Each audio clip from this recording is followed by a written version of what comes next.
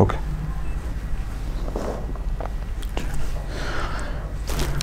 नमस्कार दोस्तों, मैं मनीष मिश्रा आप सभी का मेंस वाला के ऑनलाइन प्लेटफॉर्म पर बहुत बहुत स्वागत करता हूं। और जैसा कि हम जानते हैं कि हमारा जो टॉपिक चल रहा है वो हिस्ट्री है, सब्जेक्ट हिस्ट्री चल रहा है हमारा। और कल से हमने हिस्ट्री में मिडाइवल हिस्ट्री जो है वो स्टार्ट किया हुआ है ना। कल जो उसका इंट्रोडक्शन क्लास था, या आप कह सकते हैं उसका जो फर्स्ट टॉपिक था वो हमने कंप्लीट कर लिया था, है ना, ऐसा। ओके सुने ना, गुड आफ्टरनून।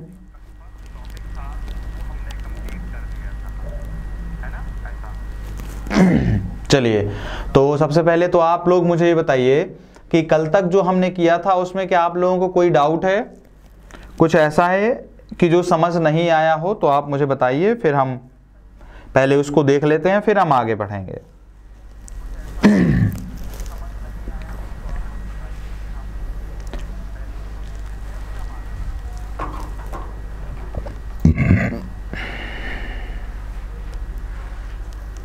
ठीक है, थोड़ा सा हम 1 मिनट वेट कर लेते हैं। अगर कोई और जो है स्टूडेंट्स आना चाहते हैं तो वो आ जाएं, ऐसा।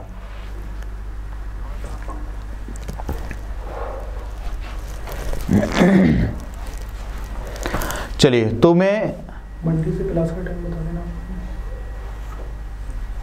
ठीक।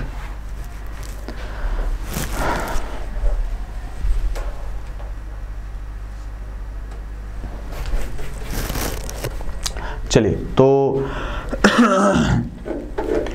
उम्मीद करता हूं कि आप लोगों ने जो अभी तक पढ़ा है वो आप लोगों से बन रहा होगा, आप लोग उसको पढ़ रहे होंगे और उसके क्वेश्चंस जो हैं वो सॉल्व कर रहे होंगे, है ना, ऐसा। क्योंकि क्वेश्चन सॉल्व करना बहुत ज़रूरी है। अगर आप क्वेश्चन सॉल्व नहीं करेंगे तो हमें ये पता नहीं चलेगा कि हमसे टॉपिक जो है वो कितना बन रहा है, ठीक है। तो मैं मान के चल रहा हूँ कि आप लोग थ्योरी तो कंप्लीट कर ही रहे हैं, थ्योरी के साथ साथ में क्वेश्चंस जो हैं उसको भी आप लगातार सॉल्व कर रहे होंगे, ठीक, ऐसा। चलिए, तो आज का टॉपिक हम स्टार्ट करते हैं और आगे बढ़ते हैं। ठीक है सुनैना, गुड। अगर एमसीक्यू बन रहे हैं तो अच्छी बात है, ठीक है। अगर एमसीक्यू हमसे बन रहे हैं इसका मतलब है कि हम क्या कर रहे हैं, ठीक पढ़ रहे हैं और जो प्रिपरेशन जो है हमारी वो प्रॉपर तरीके से है, ठीक है, ऐसा। चलिए, तो आज का जो हमारा टॉपिक है, आज जो हमें स्टार्ट करना है, ठीक है, जिसको हम कहते हैं, नया टॉपिक है और मध्यकालीन भारत में जिसको हम कहते हैं दिल्ली सल्तनत। क्या कहते हैं?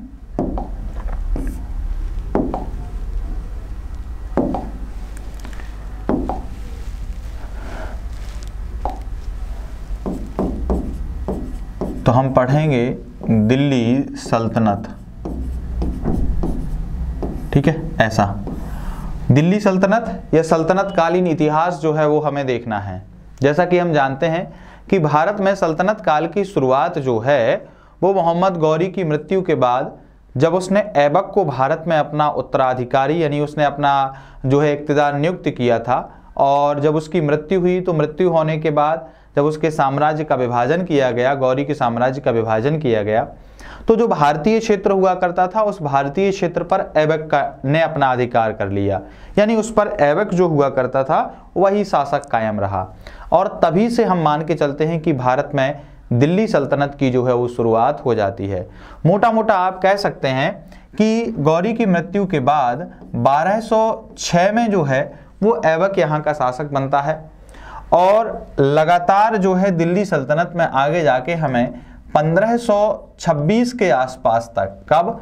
1526 के आसपास तक, जब तक पानीपत का युद्ध नहीं हो जाता है तब तक दिल्ली सल्तनत में जो है वो लगातार शासक बनते रहते हैं, वंश बदलते रहते हैं और हमें एक लंबा टाइम पीरियड जो है वो इसके अंतर्गत दिखाई दे जाता है, ठीक। दिल्ली सल्तनत में जो वंश हुए हैं यानी कि जो डायनेस्टी हुई हैं और समय समय पर जिन्होंने शासन किया है उनको हम मोटा मोटा 5 भागों में बांट सकते हैं। कितने भागों में? 5 भागों में बांट सकते हैं। तो कौन से हैं हम उसको देखते हैं। जैसे कि अगर हम बात करें, सबसे पहले जो हमें दिखाई देता है जिसको हम कहते हैं गुलाम वंश। क्या कहते हैं? तो गुलाम वंश, या इसी को हम कहते हैं ममलूक वंश। किसके नाम से जानते हैं? तो गुलाम वंश या ममलूक वंश के नाम से जाना जाता है इसे, ठीक है, ऐसा। गुलाम वंश के बाद जो हमें यहाँ पर दिखाई देते हैं वो कौन थे, तो गुलाम वंश के बाद हुआ करते थे खिलजी वंश। कौन था यहाँ पर, खिलजी वंश, ठीक है। तो गुलाम वंश के बाद या ममलूक वंश के बाद जो दिल्ली सल्तनत पर शासक हुए, जिनको हमें देखने को मिलता है, जिसको हम क्या कहते हैं, तो खिलजी के नाम से जिसको जाना जाता है, ठीक। खिलजियों के बाद हमें देखने को मिलता है तुगलक वंश। कौन सा था, तो तुगलक वंश जो हुआ करता था वो हमें यहाँ पर देखने को मिलता है कि इसके बाद किसने शासन किया था, तो तुगलक जो हुआ करते थे उन्होंने शासन किया था। तुगलकों के बाद हमें देखने को मिलता है यहाँ पर सैयद वंश। कौन सा था, तो सैयद वंश हुआ करता था, जिन्होंने यहाँ पर शासन किया था। और सैयद के बाद जो हमें यहाँ पर देखने को मिलता है जिसको हम कहते हैं लोदी वंश। क्या कहते हैं, लोदी वंश के नाम से यहाँ पर जाना जाता है। और ये पांचों के पांचों वंश जो हैं वो कौन हुआ करते थे, तो ये मुस्लिम जो है धर्म से संबंधित हुआ करते थे।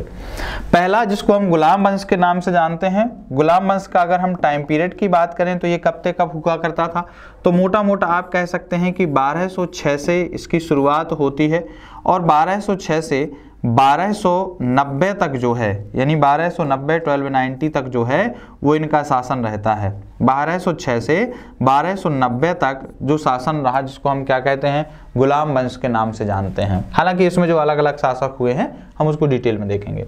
खिलजी वंश जिसकी शुरुआत होती है यहाँ पर 1290 से, यानी कि गुलाम वंश के बाद या ममलूक वंश के बाद से इसकी शुरुआत होती है और ये 1320 तक जो है ये गद्दी इनका शासन चलता है। मोटा मोटा कितना, 1320 तक जो है वो इनका शासन चलता रहता है, ठीक।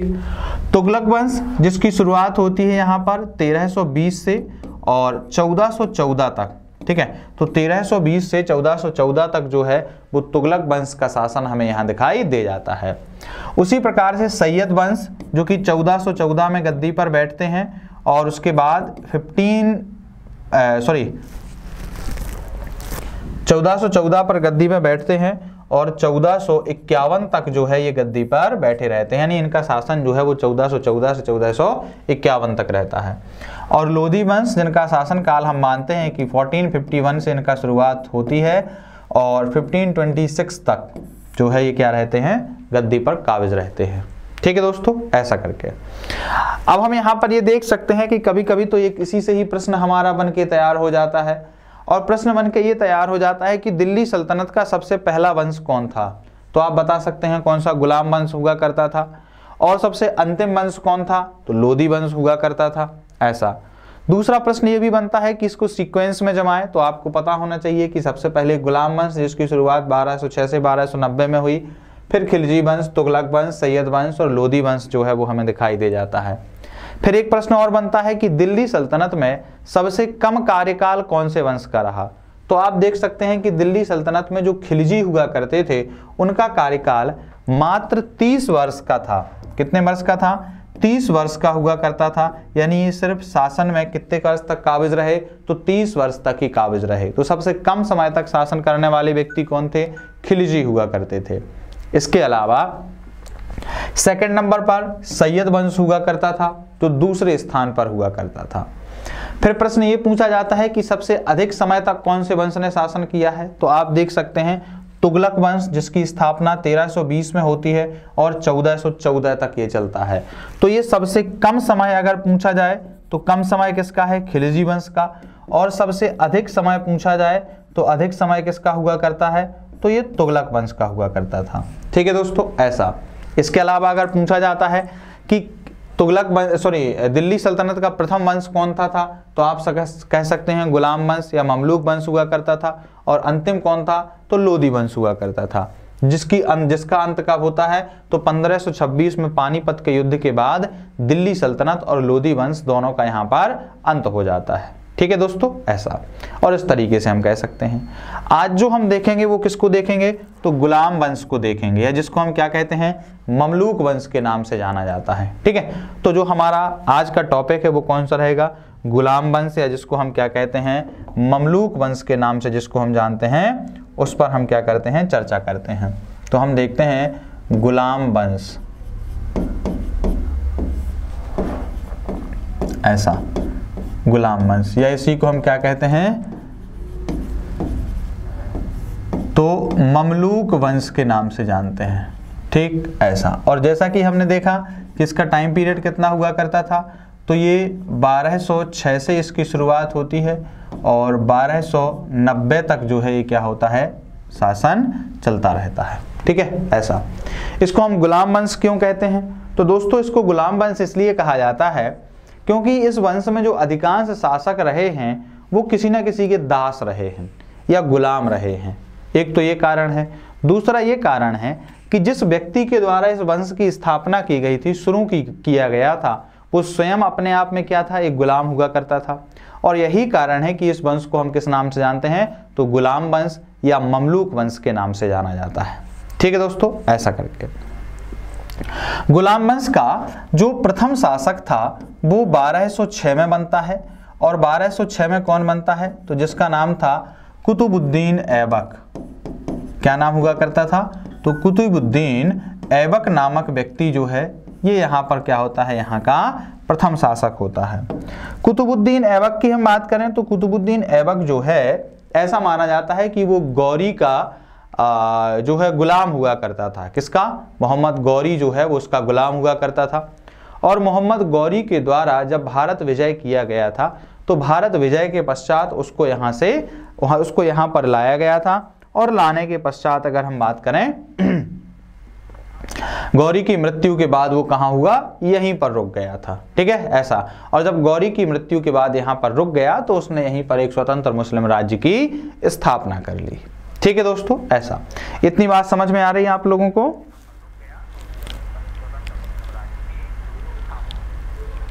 हाँ सुने ना, सल्तनत काल में मुगल वंश नहीं आता है क्योंकि जो मुगल आते हैं वो इसके बाद आते हैं। हमने मुगलों का जब हम काल देखेंगे तो भारत में जो मुगल वंश की स्थापना हुई थी वो मुगल वंश की स्थापना जो है, जो मुगल हैं उसको कब आते हैं, तो ये 1526 में इसकी स्थापना होती है, पानीपत के प्रथम युद्ध के साथ जब बाबर भारत आया था।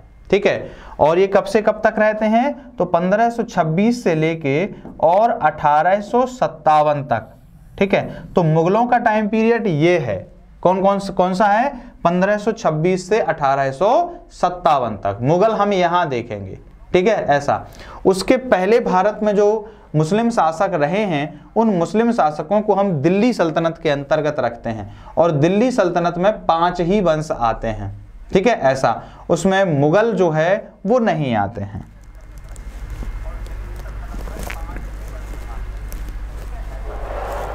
ओके, सुना ना। चलिए, तो यहां तक आपको कोई डाउट तो नहीं है, समझ में आ रहा है?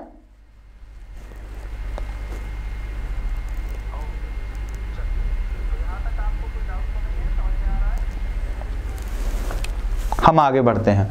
तो देखिए, कुतुबुद्दीन ऐबक जो है इसने क्या किया था, मुगल दिल्ली सल्तनत में गुलाम वंश की स्थापना की थी। ठीक है, और गुलाम वंश की स्थापना करने के बाद ये वहां का शासक बना।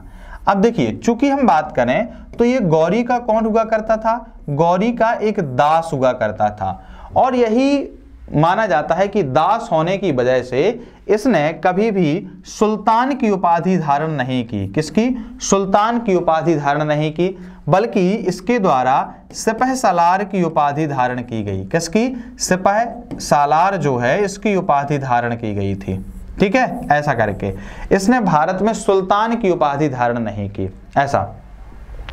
दूसरा अगर हम बात करें तो ये गुलाम हुआ करता था। हालांकि ऐसा माना जाता है कि जब गौरी की मृत्यु हो जाती है तो गौरी की मृत्यु के कुछ समय बाद जो अगर हम बात करें गौरी की मृत्यु हो जाने के बाद जो गियासुद्दीन हुआ करता था उससे ये दास मुक्ति का प्रमाण पत्र तो ले लेता है, लेकिन मतलब दास मुक्ति के लिए वो कह देता है। जो गियासुद्दीन कौन था, तो गौरी का पुत्र हुआ करता था। तो गौरी के पुत्र से ये क्या कह देता है कि बता देता है कि मैंने क्या था, दास मुक्ति का उससे एक प्रमाण पत्र ले लिया था, तो मैं दासता से मुक्त हो गया था। लेकिन उसके बावजूद भी भारत में ये सुल्तान की उपाधि धारण नहीं करता है, बल्कि क्या करता है, सिपह सालार की उपाधि से स्वयं को संतुष्ट कर लेता है। ठीक।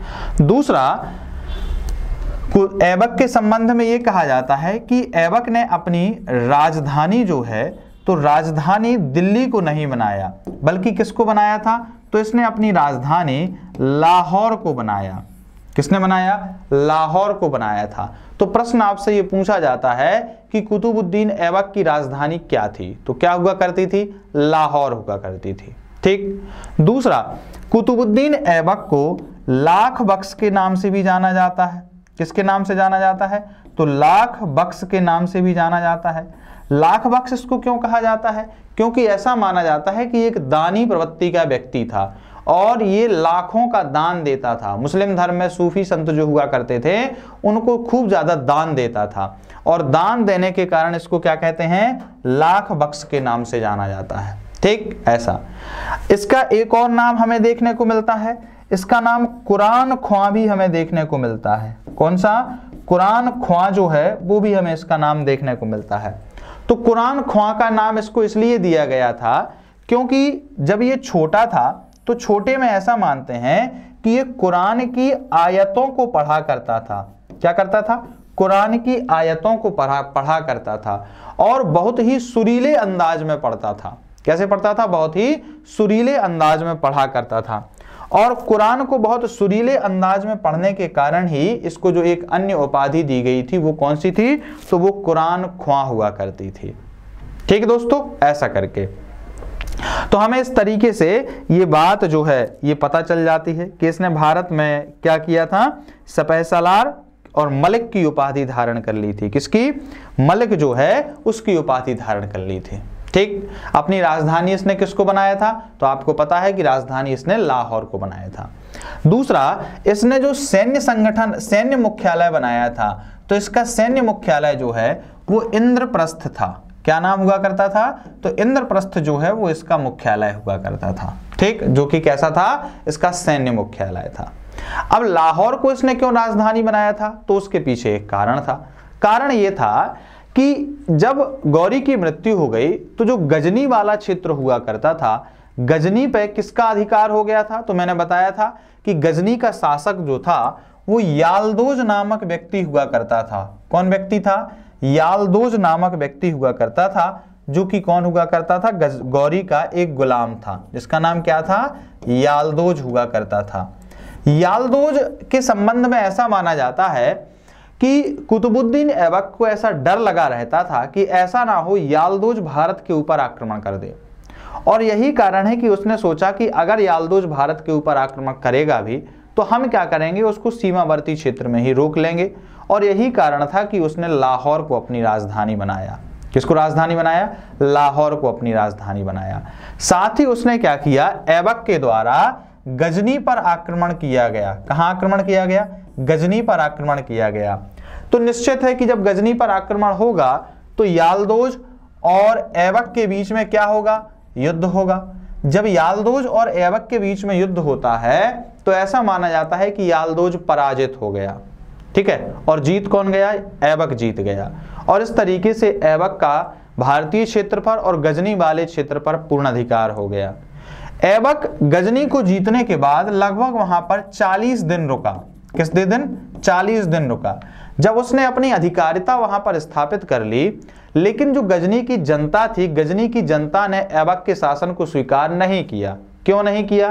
क्योंकि गजनी की जनता में यालदोज की लोकप्रियता हुआ करती थी और यही कारण था कि 40 दिन तक रुकने के बाद कुतुबुद्दीन ऐबक जो है वो वहां से वापस हो गया। ठीक है, ऐसा करके, और वापस होने के पश्चात पुनः वो कहां आ गया? लाहौर वाले क्षेत्र में आ गया। बात समझ आई? ऐसा करके, और इस तरीके से उसने गजनी वाले क्षेत्र पर अपना अधिकार तो किया, लेकिन वहां अधिक समय तक वो नहीं रुक पाया। बात क्लियर? ऐसा, यहां तक कोई डाउट तो नहीं है आप लोगों को?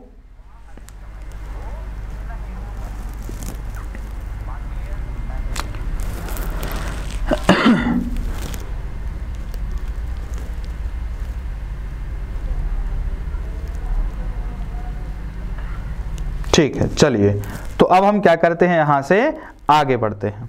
चलिए, कहा जाता है ये अपनी उदारता के लिए तो प्रसिद्ध हुआ ही करता था।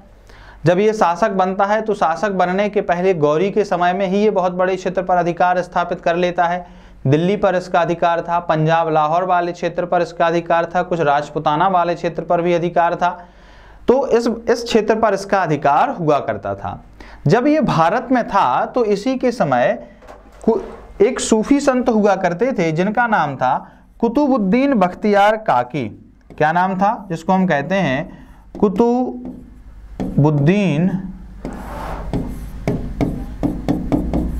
बख्तियार काकी। ऐसा कुतुबुद्दीन बख्तियार काकी की याद में ही ऐबक के द्वारा दिल्ली में कुतुब मीनार की नींव रखी गई। किसकी नींव रखी गई? तो कुतुब मीनार जो है, जो आज आपको दिल्ली में देखने को मिल जाती है, इस कुतुब मीनार की नींव किसने रखी थी? तो कुतुब मीनार की नींव जो है वो कुतुबुद्दीन ऐबक के द्वारा रखी गई थी। बाद में जो ये कुतुब मीनार है इसका निर्माण कार्य, ठीक है, निर्माण कार्य से मतलब है कि इसने नींव तो रखी थी, लेकिन हुआ ये कि ये पूरी निर्मित इसको नहीं कर पाया और उसके पहले ही इसकी मृत्यु हो जाती है। तो इसके द्वारा जो कुतुब मीनार की नींव रखी गई थी उसका फिर पूरा निर्माण जो है वो किसके द्वारा करवाया गया? तो इसका जो उत्तराधिकारी हुआ करता था जिसका नाम था इल्तुतमिश के द्वारा फिर इसको क्या करवाया गया था? कंप्लीट करवाया गया था। तो प्रश्न आपसे ये पूछा जाता है कि कुतुब मीनार की नींव किसने रखी थी? एक चीज तो आपको पता होना चाहिए, ऐबक।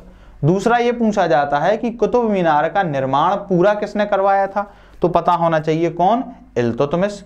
और तीसरा ये पूछा जाता है कि कुतुब मीनार किसकी याद में बनाई गई थी? तो आप कह सकते हैं कुतुबुद्दीन बख्तियार काकी जो हुआ करते थे, जो कि एक सूफी संत थे, उन्हीं की याद में कुतुब मीनार का निर्माण दिल्ली में करवाया गया था। ठीक, ऐसा करके। तीसरा कोई एक प्रश्न ये भी पूछ लिया जाता है कि कुतुब मीनार कहाँ है? तो पता होना चाहिए दिल्ली में है।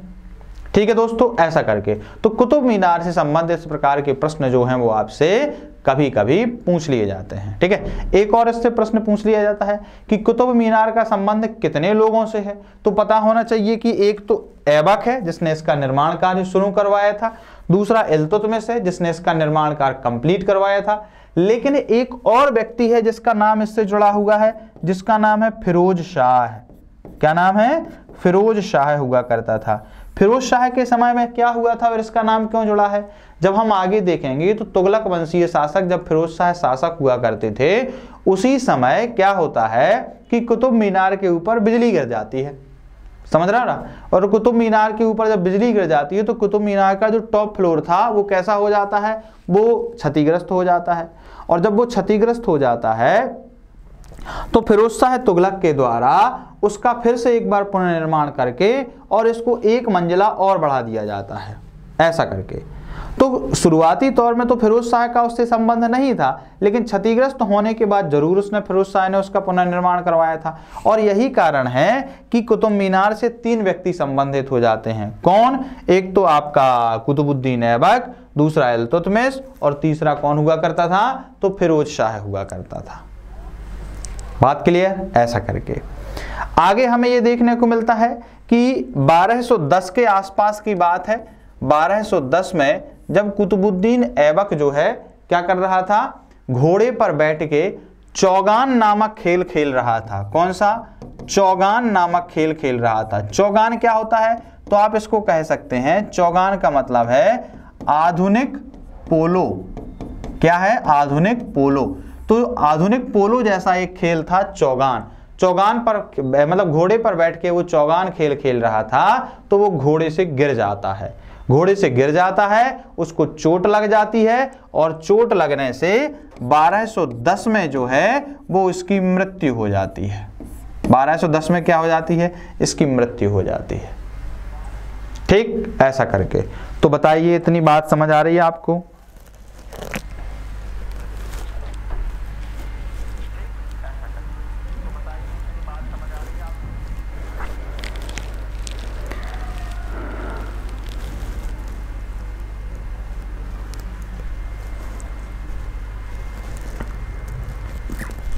ओके सुनैना, ठीक है। चलिए अब हम आगे बढ़ते हैं।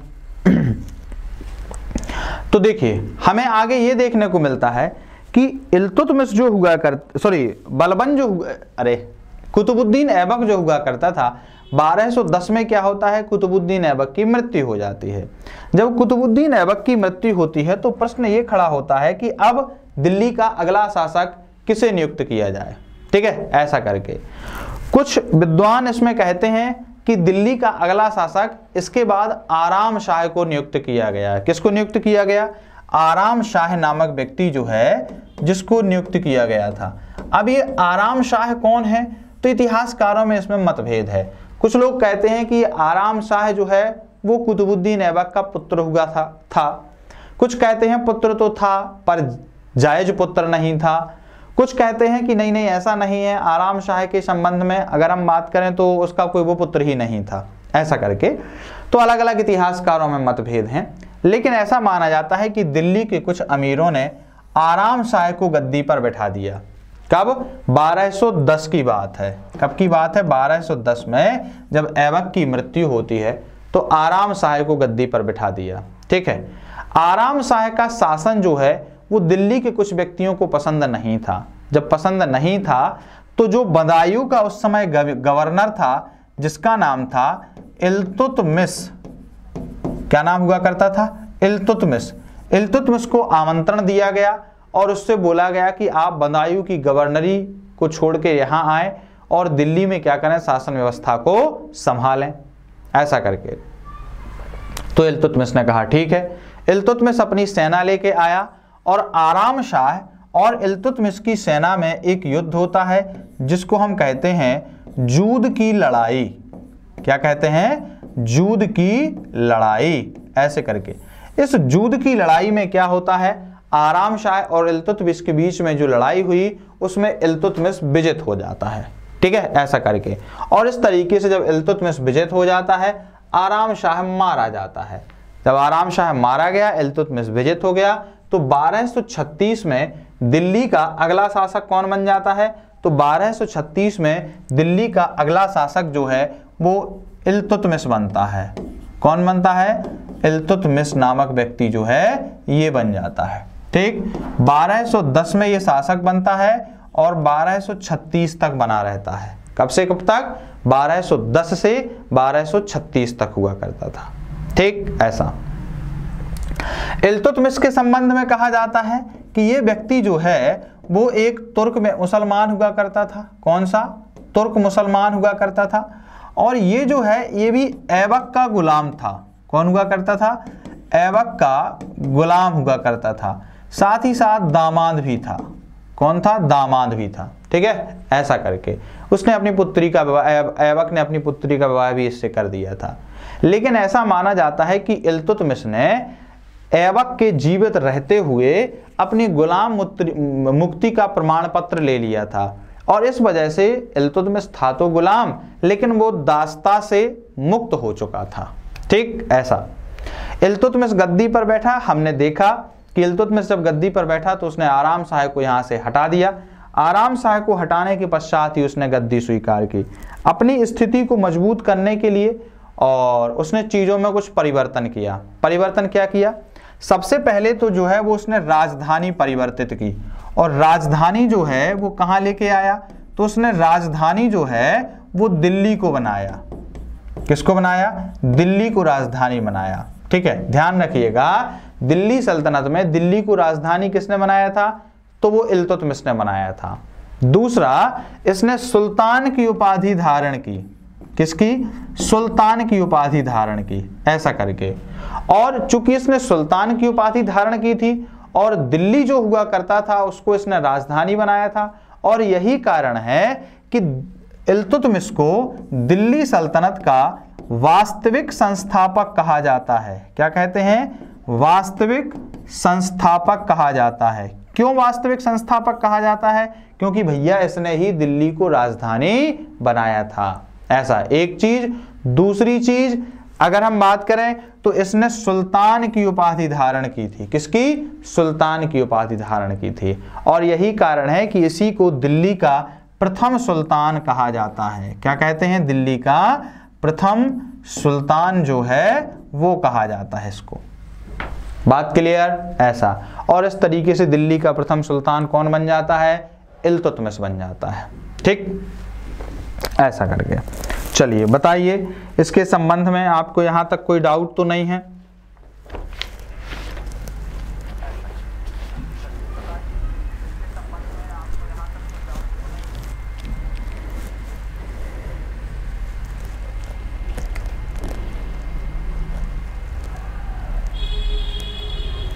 ओके, ठीक है। देखिए, जब ये शासक बनता है, अब हम आगे बढ़ते हैं। जब ये शासक बनता है, यानी कि जब ऐबक की मृत्यु होती है, तो ऐबक की मृत्यु होने के बाद क्या होता है? ऐबक की मृत्यु होने के बाद भारत के बहुत सारे क्षेत्र ऐसे हुआ करते थे जो अपने आप को स्वतंत्र घोषित कर देते हैं। स्वतंत्र घोषित क्यों कर देते हैं? क्योंकि उनको ऐसा लगने लगता है कि ऐबक तो अब मर गया है और हो सकता है कि अब आगे जाके शासन जो है वो ना बढ़े, और इसलिए वो स्वतंत्र घोषित कर देते हैं। जिसमें सबसे पहले नाम आता है बंगाल का। किसका नाम आता है? बंगाल का। ऐसा करके बंगाल जो हुआ करता था, बंगाल एक की तो स्थिति, भौगोलिक स्थिति देखेंगे आप तो सबसे पहले तो हमें यह देखने को मिलता है कि बंगाल जो है वो दिल्ली से थोड़ा दूर है। दिल्ली से कैसा है? थोड़ा दूर है। और दूर होने की वजह से अगर दिल्ली में शासन कमजोर होता था तो बंगाल का शासक अपने आप को स्वतंत्र घोषित कर देता था। क्यों? क्योंकि उसको पता होता था कि दिल्ली में जब सत्ता स्थायी होगी, फिर यहां से अपनी कोई सेना लेके आएगा, फिर मेरे विद्रोह को दबाएगा, तो एक लंबा समय लगता था। ठीक है, ऐसा करके तो एक तो ये कारण हुआ करता था। दूसरा हम ये भी देखेंगे कि बंगाल में विद्रोह भी बहुत जल्दी हो जाते थे, जिसके पीछे कारण ये भी था क्योंकि बंगाल आर्थिक दृष्टिकोण से देखा जाए तो एक समृद्ध क्षेत्र हुआ करता था। क्यों? क्योंकि कृषि वहां पर ठीक ठाक उत्पादित होती थी, जिसकी वजह से जो वहां का गवर्नर होता था, जो वहां का सूबेदार होता था, जो वहां का प्रशासक होता था, शासक होता था, वो अपने आप को शक्तिशाली महसूस करता था। क्यों? क्योंकि उसकी अर्थव्यवस्था मजबूत होती थी, और यही कारण था कि वो अपने आप को स्वतंत्र घोषित कर देता था। तो जिस समय ये शासक बनता है उस समय बंगाल का शासक था अली मर्दान खां। कौन हुआ करता था? अली मर्दान खां नामक व्यक्ति जो था वो यहाँ का शासक हुआ करता था।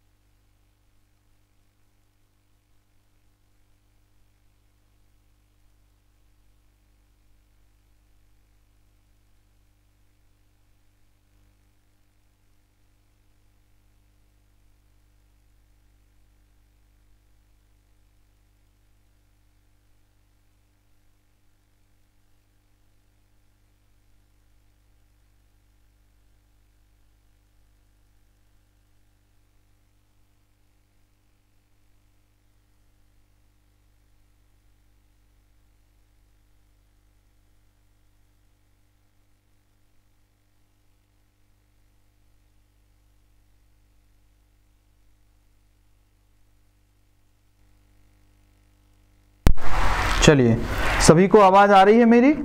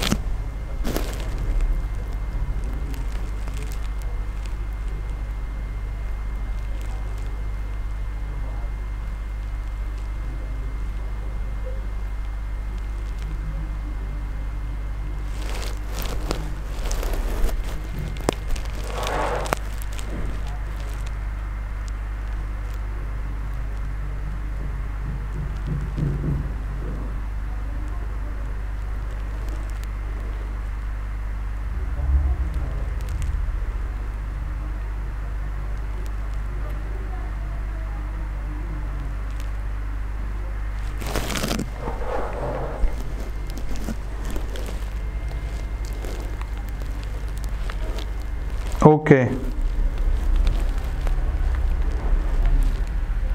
ठीक है, चलिए हम आगे बढ़ते हैं। कुछ इलेक्ट्रिसिटी इशू हो गया था जिसकी वजह से जो है क्लास बीच में डिस्कनेक्ट हो गई थी, है ना।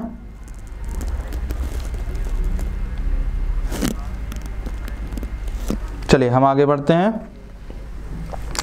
तो हम देख रहे थे इल्तुतमिश को, और इल्तुतमिश की अगर हम बात करें तो हमने देखा कि जब ये शासक बनता है, शासक बनने के बाद बंगाल जो है, बंगाल वाले क्षेत्र पर हमें देखने को मिल जाता है कि इसने बंगाल वाले क्षेत्र में क्या हो गया था, जो है स्वतंत्र घोषित कर दिया था। ठीक है, ऐसा बंगाल का जो इस समय शासक हुआ करता था जिसका नाम था अली मर्दान खां। कौन हुआ करता था? तो इसका नाम था अली मर्दान खां नामक व्यक्ति जो है वो यहाँ का शासक हुआ करता था। और अली मर्दान खां को ने अपने आप को क्या कर दिया था? स्वतंत्र घोषित कर दिया था। आगे जाके जब अली मर्दान खां का उत्तराधिकारी जो हुआ जिसका नाम था एबाज खां, कौन हुआ करता था? एबाज खां। तो एबाज खां जो था इसने भी अपने आप को स्वतंत्र घोषित कर दिया, ऐसा करके। अब क्या हुआ? जो इल्तुतमिश हुआ करता था, इल्तुतमिश ने इस विद्रोह को दबाने के लिए और बंगाल को पुनः अपने अधिकार में लेने के लिए अपने पुत्र को भेजा जिसका नाम था नासिरुद्दीन। क्या नाम था? तो इसका नाम हुआ करता था नासिरुद्दीन महमूद, ऐसा करके। नासिरुद्दीन नामक व्यक्ति जो है वो यहां से जाता है और एबाज खां नामक व्यक्ति जो है इसके ऊपर आक्रमण करता है। ये एबाज खां को पराजित करता है और पराजित करने के बाद बंगाल जो हुआ करता था उसको अपने अंडर में ले लेता है। ठीक, और इस तरह से बंगाल का शासक कौन बनता है? इल्तुतमिश का पुत्र जिसका नाम था नासिरुद्दीन जो हुआ करता था। नासिरुद्दीन यहां पर क्या बन जाता है? शासक बन जाता है। ठीक है दोस्तों, ऐसा करके। अब देखिए आगे हमें क्या देखने को मिलता है। कुछ समय बाद नासिरुद्दीन की मृत्यु हो जाती है। जब नासिरुद्दीन की मृत्यु हो जाती है तो बंगाल फिर से अपने आप को स्वतंत्र घोषित कर देता है। तब लगभग 1230 के आसपास की बात है, इल्तुतमिश जाता है, बंगाल पर आक्रमण करता है और अंतिम रूप से बंगाल में शासकों को पराजित करने के पश्चात बंगाल का विलय दिल्ली में कर लेता है। और इस प्रकार से हमें पता चलता है कि बंगाल पुनः दिल्ली सल्तनत में शामिल हो जाता है, जो आगे आने वाले समय यानी कि बलबन के समय तक रहता है। बलबन के समय में भी हो जाता है, लेकिन बलबन के समय फिर से एक बार विद्रोह होता है, लेकिन तब तक बंगाल में हमें कोई ऐसा विद्रोह दिखाई नहीं देता है जो जब किसके द्वारा मिलाया गया था? तो इल्तुतमिश के द्वारा मिला लेने के बाद फिर उसके ऊपर कोई भी जो है वो चीजें हमें दिखाई नहीं देती हैं। ठीक, ऐसा। इसके अलावा इल्तुतमिश जो हुआ करता था, इसने अपने साम्राज्य के विस्तार करने के लिए अन्य क्षेत्र जो स्वतंत्र हो गए थे उनको भी अपने अधिकार में लिया। जैसे अगर हम बात करें, राजस्थान का क्षेत्र था जिसका नाम था रणथंभौर, तो रणथंभौर का जो क्षेत्र हुआ करता था उसको विजित किया। इसके अलावा मालवा जो हुआ करता था, मालवा को भी विजित किया। तो रणथंभौर वाला क्षेत्र जो हुआ करता था, मालवा वाला जो क्षेत्र जो हुआ करता था, इसके अलावा राजस्थान के जो अन्य छोटे छोटे अन्य क्षेत्र हुआ करते थे, तो लगभग संपूर्ण राजपुताना जो क्षेत्र था उस क्षेत्र पर उसने अपना अधिकार स्थापित किया और अपना साम्राज्य जो है उसका क्या किया, विस्तार किया। बात क्लियर? ऐसा इसके समय की हमें एक महत्वपूर्ण घटना दिखाई देती है कि इसी समय क्या होता है, एक मंगोल शासक हुआ करता था जिसका नाम था मंगोल शासक। तो देखिए, मंगोल शासक हुआ करता था जिसका नाम था चंगेज खां। कौन हुआ करता था? चंगेज खां। चंगेज खां के संबंध में यह कहा जाता है कि यह मध्य एशिया वाले क्षेत्र पर आक्रमण करता है। कौन से क्षेत्र पर? मध्य एशिया वाले क्षेत्र पर आक्रमण करता है। और वहां का शासक जो हुआ करता था, जिसका पुत्र, जिसका नाम था मंगबनी जो हुआ करता था, मंगबनी जो हुआ करता था, मंगबनी को पराजित करता है। वो वहां से भागता है और भागते भागते कहां पहुंच जाता है? भारतीय क्षेत्र तक पहुंच जाता है। चंगेज खां इस मंगबनी का पीछा करते करते कहां तक पहुंच जाता है? भारतीय क्षेत्र तक पहुंच जाता है। मंगबनी जो है ये किससे सहायता मांगता है? तो ये इल्तुतमिश से सहायता मांगता है। किससे सहायता मांगता है? तो इल्तुतमिश से सहायता मांगता है। ये कहता है कि आप एक काम करें, मुझे अपने यहां शरण दे दें। तो इल्तुतमिश कहता है, समझता है कि अगर मैंने इसके यहां शरण दे दी तो समस्या ये हो जाएगा कि चंगेज खां फिर हमारे ऊपर भी आक्रमण कर देगा। और मंगोल शासक चंगेज खां जो हुआ करता था वो उस समय का एक बहुत शक्तिशाली शासक था। ठीक है, आप एक हिसाब से कह सकते हैं उसकी सेना जो हुआ करती थी वो एक जंगली किस्म की सेना हुआ करती थी। मतलब ये माना जाता था कि अगर मंगोलों ने किसी शहर पर आक्रमण कर दिया तो फिर वो शहर बचा नहीं, है ना, ऐसा करके। तो इल्तुतमिश इस बात को जानता था और आगे जाके क्या होता है, इल्तुतमिश मंगबनी से जो है बड़ी विनम्रता पूर्वक कह देता है कि भाई साहब, हम आपको अपने यहाँ पर शरण नहीं दे पाएंगे, ऐसा। और वो शरण देने से इनकार कर देता है। जब राजनीतिक दृष्टिकोण से, कूटनीतिक भरे तरीके से वो इनकार कर देता है तो चंगेज खां जो है वो भी भारत के ऊपर आक्रमण नहीं करता है और ये भारत में सिंधु नदी तक आके रुक जाता है। कहां पर? सिंधु नदी जो होती है वहां तक आके रुक जाता है और वहां से वो वापस चला जाता है। ठीक है दोस्तों, ऐसा करके। तो प्रश्न आपसे ये पूछा जाता है कि भारत में चंगेज खां किसके समय आया? तो पता होना चाहिए इल्तुतमिश के समय आया था। कहां तक आया था? तो पता होना चाहिए कि सिंधु नदी तक आया था। बात क्लियर? ऐसा करके। तो बताइए यहां तक कोई डाउट तो नहीं आप लोगों को?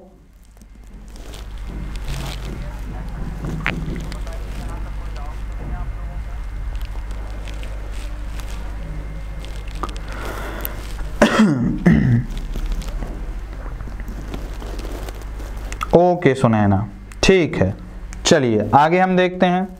तो देखिए, जैसा कि हम जानते हैं कि ये एक अच्छा जो है योद्धा तो हुआ ही करता था, साथ ही साथ ये एक अच्छा प्रशासक भी हुआ करता था। उसने संपूर्ण क्षेत्र को क्या किया? संगठित किया और संगठित करने के बाद वहां एक प्रशासनिक शासन व्यवस्था की स्थापना की। देखिए, भारत में गौरी जीत के आया तो वो चला गया था। ऐबक ने भी भारत में एक अपने क्षेत्र की स्थापना कर ली थी, लेकिन राज्य तो इन लोगों ने स्थापित कर लिए, लेकिन उन्होंने किसी भी प्रकार की प्रशासनिक व्यवस्था को डेवलप नहीं किया। प्रशासनिक व्यवस्था को किसने डेवलप किया? तो इल्तुतमिश ने डेवलप किया। ठीक है, और उसने यहाँ पर शासन को व्यवस्थित करने के लिए जो केंद्रीय प्रशासन हुआ करता था, इस केंद्रीय प्रशासन को प्रांतीय क्षेत्रों में बांटा। किसमें बांटा? प्रांतों में बांटा। और ये जो प्रांत हुआ करते थे, प्रांत को यहाँ पर इक्ता कहा जाता था। प्रांत को यहाँ पर क्या कहा जाता था? इक्ता कहा जाता था, ऐसा करके। अब इक्ता मतलब आप कह सकते हैं भूमि की इकाई। क्या थी? भूमि की इकाई। ठीक है, ऐसा करके। तो प्रांत जो हुआ करते थे यानी राज्य का विभाजन उसने कहीं में कर दिया था, इक्ताओं में कर दिया था, ध्यान रखिएगा। तो प्रश्न आपसे ये पूछा जाता है कि भारत में इक्तेदारी व्यवस्था की शुरुआत किसने की, तो किसके द्वारा की गई थी, तो ध्यान रखिएगा इल्तुतमिश के द्वारा की गई थी। दूसरा ये भी पूछा जाता है कि भारत में प्रथम इक्ता किसे प्राप्त हुआ था, तो ध्यान रखिएगा कि भारत में इल्तुतमिश के द्वारा इक्तेदारी व्यवस्था की शुरुआत जरूर की गई थी, लेकिन भारत का जो प्रथम इक्तेदार था वो ऐबक हुआ करता था। कौन था? कुतुबुद्दीन ऐबक हुआ करता था, क्योंकि गौरी के द्वारा जब पंजाब को जीता गया था और जब वो यहां से वापस गया तो पंजाब वाले क्षेत्र का वो इक्तेदार किसको बना गया था, तो वो ऐबक को बनाया गया था। बात समझे? तो भारत का जो प्रथम इक्तेदार था वो कौन था? कुतुबुद्दीन ऐबक हुआ करता था। जबकि भारत में जो इक्ता व्यवस्था की शुरुआत की वो किसके द्वारा की गई थी? इल्तुतमिश के द्वारा की गई थी। ठीक है दोस्तों, ऐसा करके।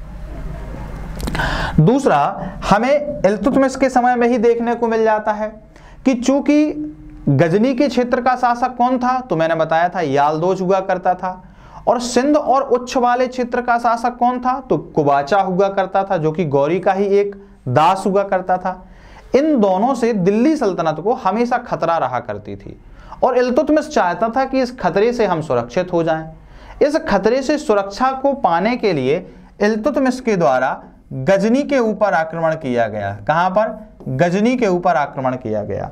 हालांकि गजनी के ऊपर तो आक्रमण नहीं किया गया था, यालदोज खुद ही आया था आक्रमण करने के लिए, क्योंकि यालदोज के मन में भी कहीं ना कहीं एक टीस थी कि ऐबक ने उसको पराजित कर दिया था, तो वो भी क्या करना चाहता था? भारतीय क्षेत्र पर आक्रमण करना चाहता था। और यालदोज सेना लेके आता है, तो यालदोज के शासक, गजनी के शासक जिसका नाम क्या था? यालदोज, और कौन हुआ करता था? इल्तुतमिश। इन दोनों के बीच में एक युद्ध होता है जिसको हम क्या कहते हैं? तराइन का तृतीय युद्ध। ये जो तराइन की तीसरी लड़ाई हुआ करती थी ये इल्तुतमिश और यालदोज के बीच में हुआ करती थी, जिसमें क्या होता है? यालदोज पराजित हो जाता है। जब यालदोज पराजित हो जाता है तो पराजित होने के बाद वो क्या कर लेता है? तो पराजित होने के बाद उसको बंदी बना लिया जाता है। बात समझ आई? ऐसे करके तो गजनी वाले क्षेत्र से दिल्ली सुरक्षित हो जाती है। दूसरा कौन सा क्षेत्र था? तो सिंध और उच्च का क्षेत्र हुआ करता था। तो जो सिंध और उच्च का क्षेत्र हुआ करता था, सिंध और उच्च का जो क्षेत्र हुआ करता था, यहां का शासक था कुबाचा। क्या नाम था इसका? कुबाचा। और मैंने आपको बताया था इसी इन दोनों से ही बचने के लिए ऐबक ने लाहौर राजधानी बनाई थी। अब इल्तुतमिश इसको भी देखना चाहता था कि कुबाचा से भी हम अपने आप को सुरक्षित कर लें, तो इल्तुतमिश के द्वारा कुबाचा के ऊपर भी आक्रमण किया गया। कुबाचा पराजित हुआ, अपनी सेना लेके उसको पीछे हटना पड़ा, ऐसा करके। और इल्तुतमिश का दबाव जो है वो लगातार बढ़ता गया। जब इल्तुतमिश का दबाव लगातार बढ़ता गया, कुबाचा पीछे हटा, तो ये क्या हो जाता है? बाद में जब ये हार से बड़ा अपने आप को अपमानित महसूस करता है, और अपमानित महसूस करने के बाद जो सिंधु नदी हुआ करती थी, सिंधु नदी में ये डूब जाता है और डूब के ये आत्महत्या कर लेता है। बात समझे? ऐसा करके। और इस तरीके से पश्चिम से आने वाले खतरों से इल्तुतमिश अपने आप को सुरक्षित कर लेता है। ठीक है दोस्तों, ऐसा। मंगोलों के साथ वो कूटनीति की नीति को अपनाता है, और कूटनीतिक नीति अपनाने के बाद चंगेज खां के आक्रमण को भी भारत को के ऊपर होने से टाल देता है। ठीक, बंगाल में भी वो अपने आप को सुरक्षित कर लेता है और अन्य क्षेत्रों में भी वो अपने आप को सुरक्षित कर लेता है। बात समझ आई? प्रशासनिक व्यवस्था के लिए वो यहाँ इक्तेदारी की बात करता है, इक्ता व्यवस्था लगवा लेता है। साथ ही साथ वो अन्य प्रशासनिक कार्यों को देखने के लिए एक 40 सरदारों के, कितने? 40 मुसलमान सरदार जो हुआ करते थे, उनके एक संगठन का निर्माण करता है। किसका निर्माण करता है? संगठन का निर्माण करता है। ये संगठन क्या करता था? तो ये जो 40 मुसलमान सरदारों का संगठन था, इसके द्वारा इल्तुतमिश को समय समय पर सलाह दी जाती थी। क्या दी जाती थी? समय समय पर सलाह दी जाती थी। हालांकि शासक जो है, सुल्तान जो है, वो इस संगठन के द्वारा दी गई सलाह को मानने के लिए बाध्य नहीं होता था, लेकिन फिर भी सलाह तो दी जाती थी, ऐसा करके। और यही कारण है कि चूंकि ये 40 सरदारों का समूह हुआ करता था, इसलिए इतिहास में इसको तुर्कान ए चहलगानी का नाम दिया गया। क्या दिया गया? तुर्कान ए चहलगानी। ऐसा प्रश्न आपसे ये पूछा जाएगा कि भारत में तुर्कान ए चहलगानी का निर्माण किसके द्वारा किया गया था? तो किसके द्वारा किया गया था? इल्तुतमिश के द्वारा किया गया था, ध्यान रखिएगा, ठीक है। ऐसा, और ये क्या था? तो ये 40 मुसलमान सरदारों का एक समूह हुआ करता था। बात क्लियर? ऐसा। अब देखिए आगे क्या होता है। तो सुल्तान जो है वो दिल्ली सल्तनत की मुद्रा व्यवस्था पर भी ध्यान देता है, और मुद्रा व्यवस्था की अगर हम बात करें, यानी कि जो कॉइन सिस्टम, जो इकोनॉमी की बात करते हैं, तो यहां पर वो नए नए कॉइन्स चलाता है, सिक्के चलाता है। तो 2 नए प्रकार के सिक्के वो चलाता है। कौन कौन से? एक जिसको हम कहते हैं जीतल, क्या कहते हैं? जीतल, और दूसरा जिसको हम कहते हैं टका। कौन होता है? जीतल और टका, ठीक।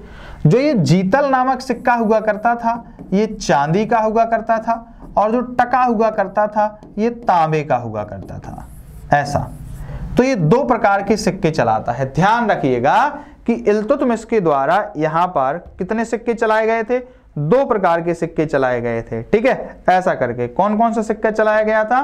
तो एक तो उसके द्वारा जीतल चलाया गया था, और दूसरा उसके द्वारा टका चलाया गया था, ठीक है, जो चांदी और तांबे के हुए करते थे।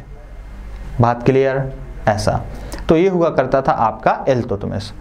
आगे जाके 1236 में क्या हो जाता है? इसकी मृत्यु हो जाती है। 1236 में क्या हो जाता है? इसकी मृत्यु हो जाती है, ठीक। ऐसा करके बताइए, इसमें कोई डाउट तो नहीं है आपको? कुछ ऐसा तो नहीं लग रहा है कि ये समझ नहीं आया है?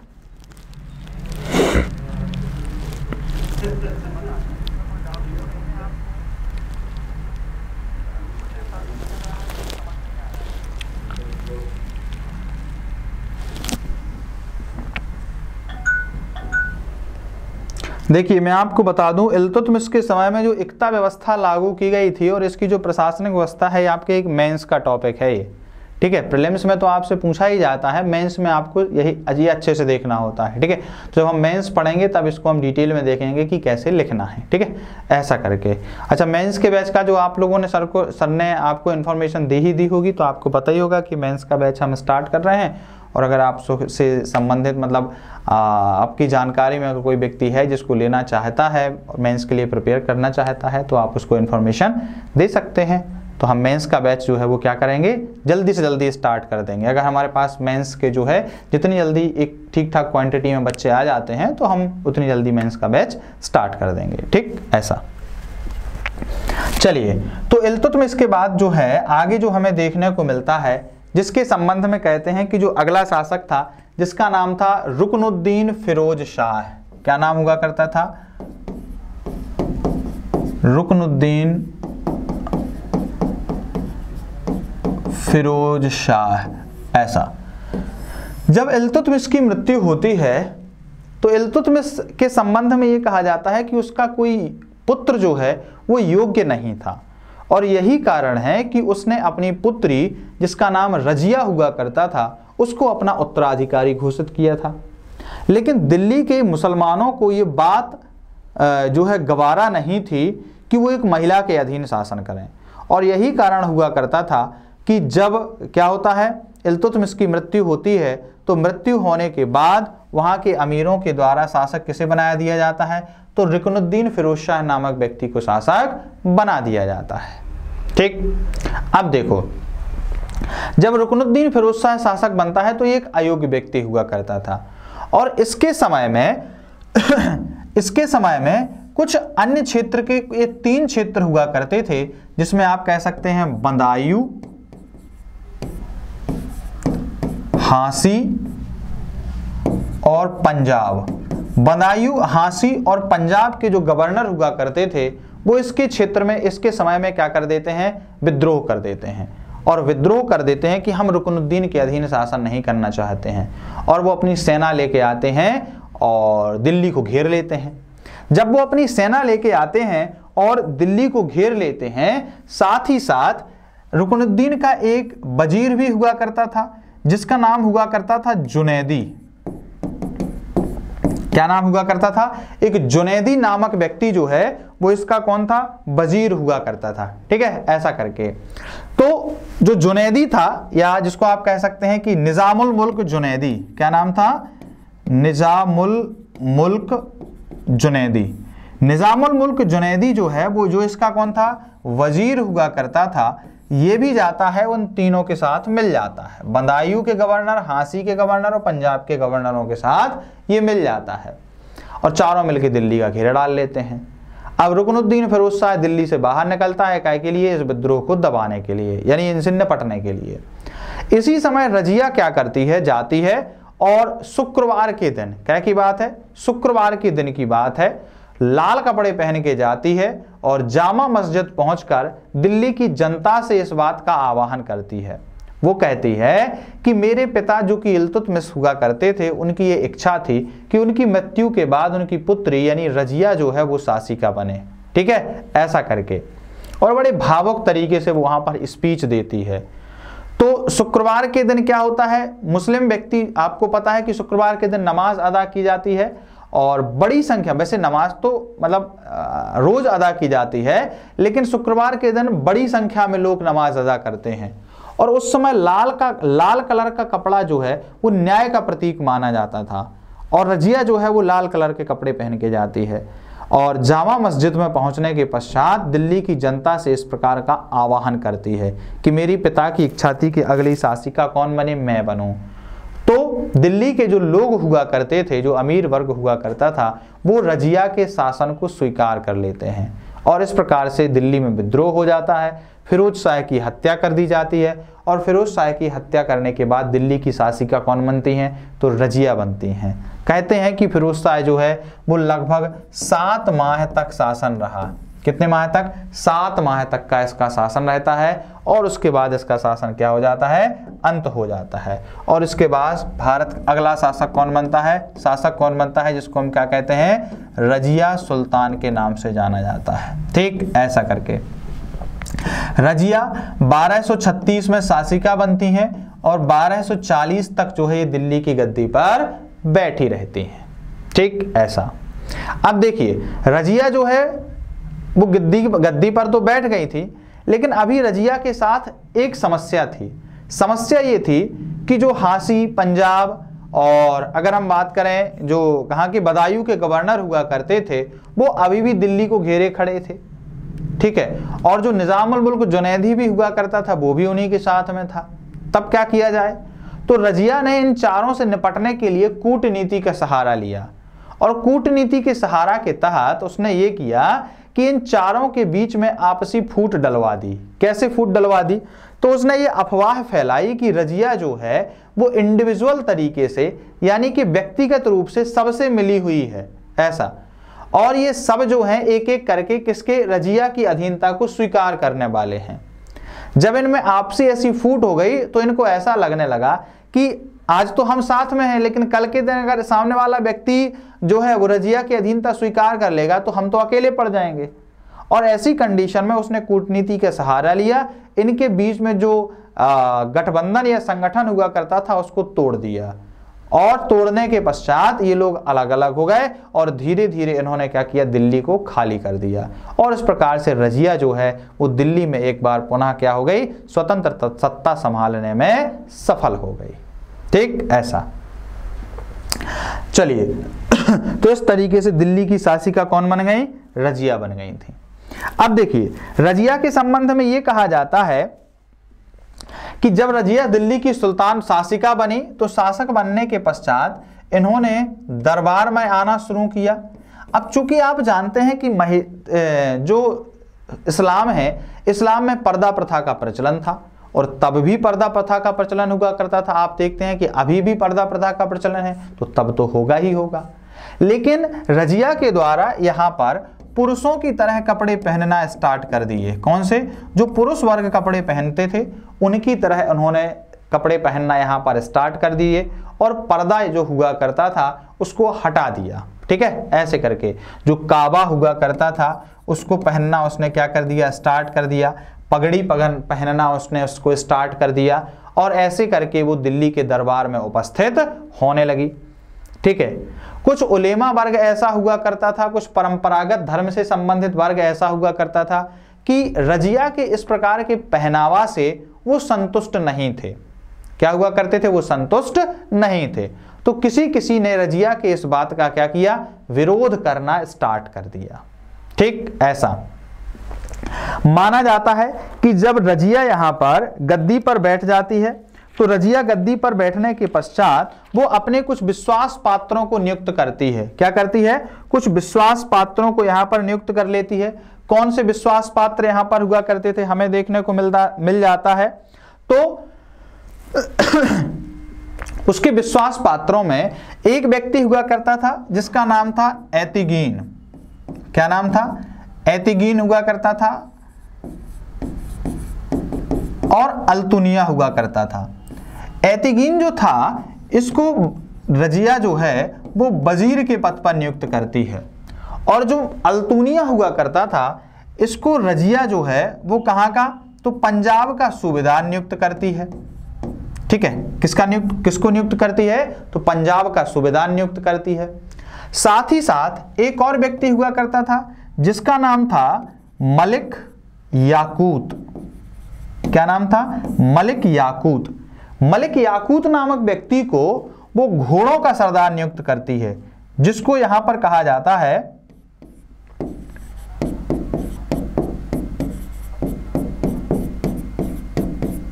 कौन सा नियुक्त करती है?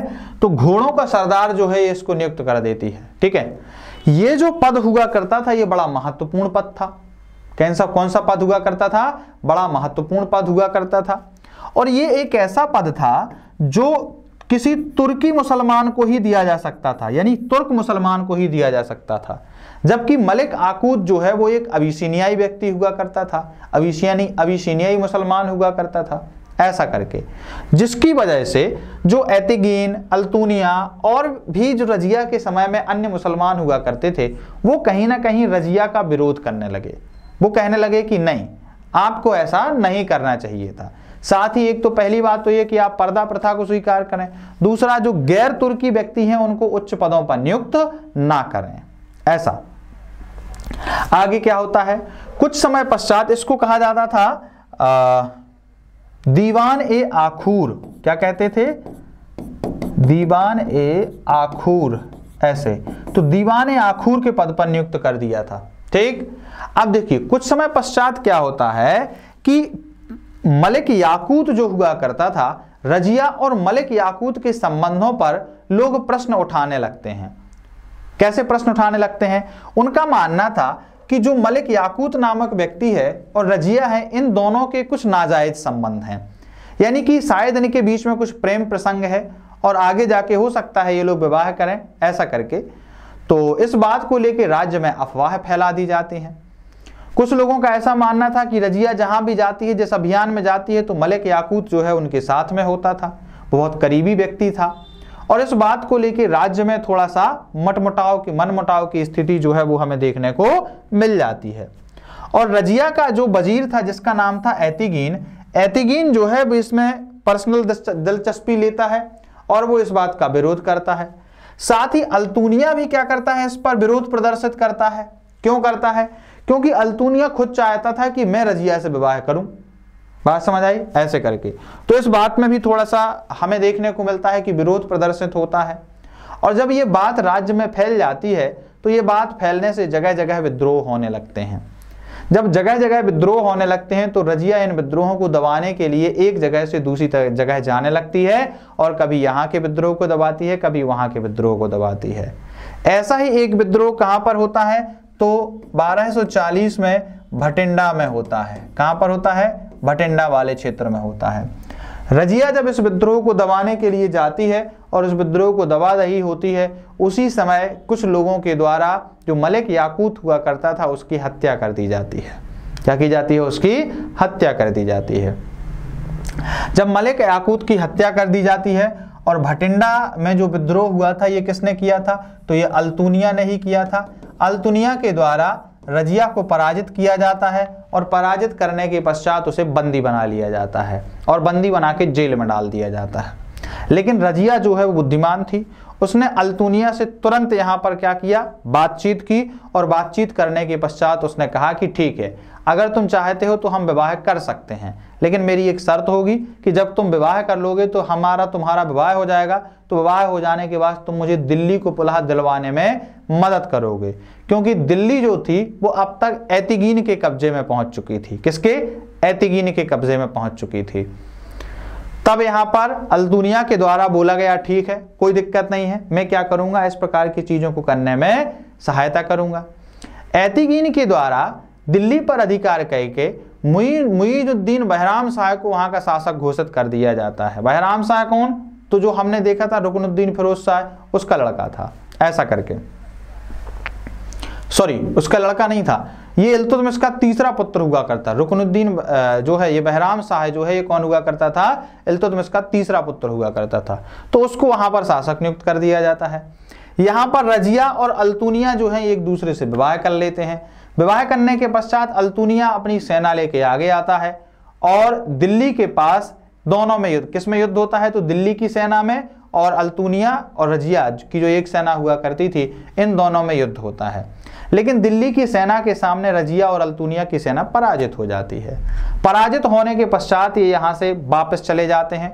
जब वापस जा रहे होते हैं तो कहते हैं कैथल नामक स्थान पर ये दोनों रुके होते हैं। कैथल नामक स्थान पर जब दोपहर के समय में पेड़ की छांव के नीचे ये आराम कर रहे होते हैं, उसी समय कुछ अनजान व्यक्तियों के द्वारा उनके ऊपर आक्रमण कर दिया जाता है। आक्रमण करने के बाद दोनों के बीच में युद्ध होता है, जिसमें ये घायल हो जाते हैं और रजिया और अल्तुनिया जो है उनकी वहां पर मृत्यु हो जाती है। और इस प्रकार से भारत से रजिया का शासन जो है वो कैसा हो जाता है? समाप्त हो जाता है। बात समझे? ऐसा करके, और इस तरीके से हमें रजिया के संबंध में ये चीजें देखने को मिल जाती हैं। कहते हैं यहाँ पर कि रजिया एक अच्छी शासिका हुआ करती थी, लेकिन उसके जीवन में अगर हम बात करें तो दो ही चीजों की कमी हुआ करती थी, जिसकी वजह से वो शासन लंबे समय तक नहीं कर पाई। पहली क्या थी? तो वो क्या था? दिल्ली के अमीरों की उसके प्रति ईर्ष्या, और दूसरा हुआ करता था उसकी एक महिला का होना। योग्यता में वो कम नहीं थी, लेकिन ये दोनों चीजें होने की वजह से उसकी सत्ता जो है वो लंबे समय तक नहीं चल पाई। और इस तरह से हम देखते हैं रजिया के शासन का भारत से अंत हो जाता है। ठीक दोस्तों, ऐसा।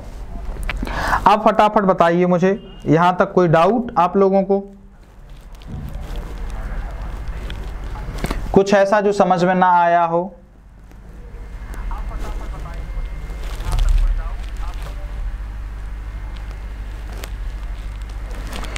ओके सुनैना, ठीक है। बाकी और अन्य लोग जो हैं उनको तो कोई डाउट नहीं है? ठीक है, पूरा समझ में आ गया, चलो अच्छी बात है।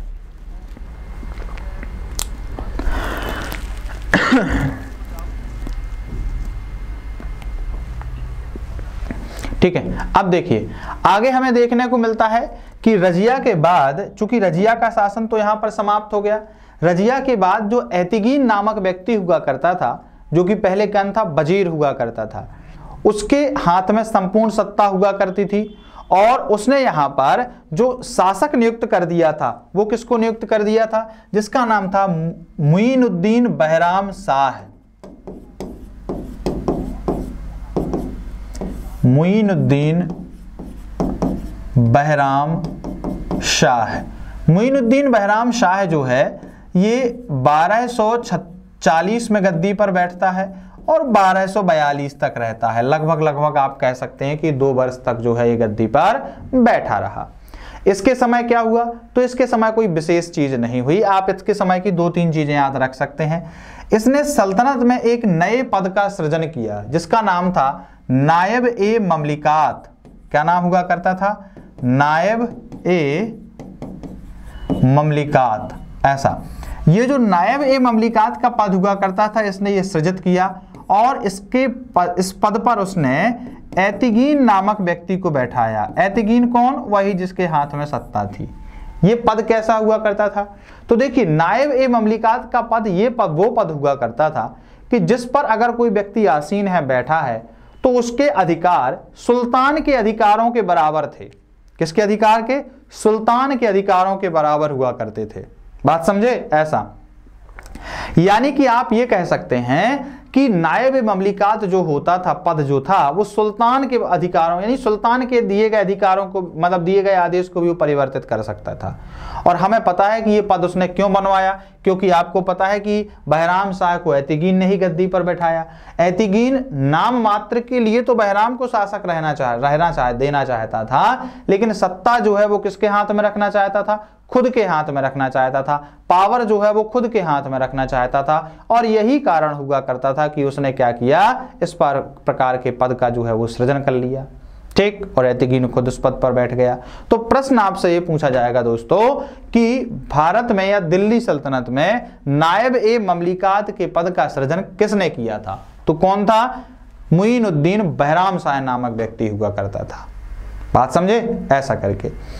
दूसरा, इसके समय में भारत में प्रथम मंगोल आक्रमण हुआ। कौन सा आक्रमण हुआ? प्रथम मंगोल आक्रमण होता है, जिसका नाम था तैर मोहम्मद। तैर मोहम्मद नामक व्यक्ति के द्वारा भारत पर प्रथम मंगोल आक्रमण किया गया। तो ध्यान रखिएगा, प्रथम मंगोल आक्रमण किसके समय होता है? मुईनुद्दीन बहराम शाह के समय होता है। बात समझे? ऐसा करके।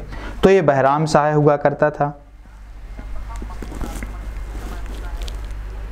ठीक है, ऐसा करके। अब देखिए, बहराम शाह के बाद जो हमें अगला शासक दिखाई देता है, जिसका नाम था अलाउद्दीन मसूद शाह। क्या नाम था? अलाउद्दीन मसूद शाह।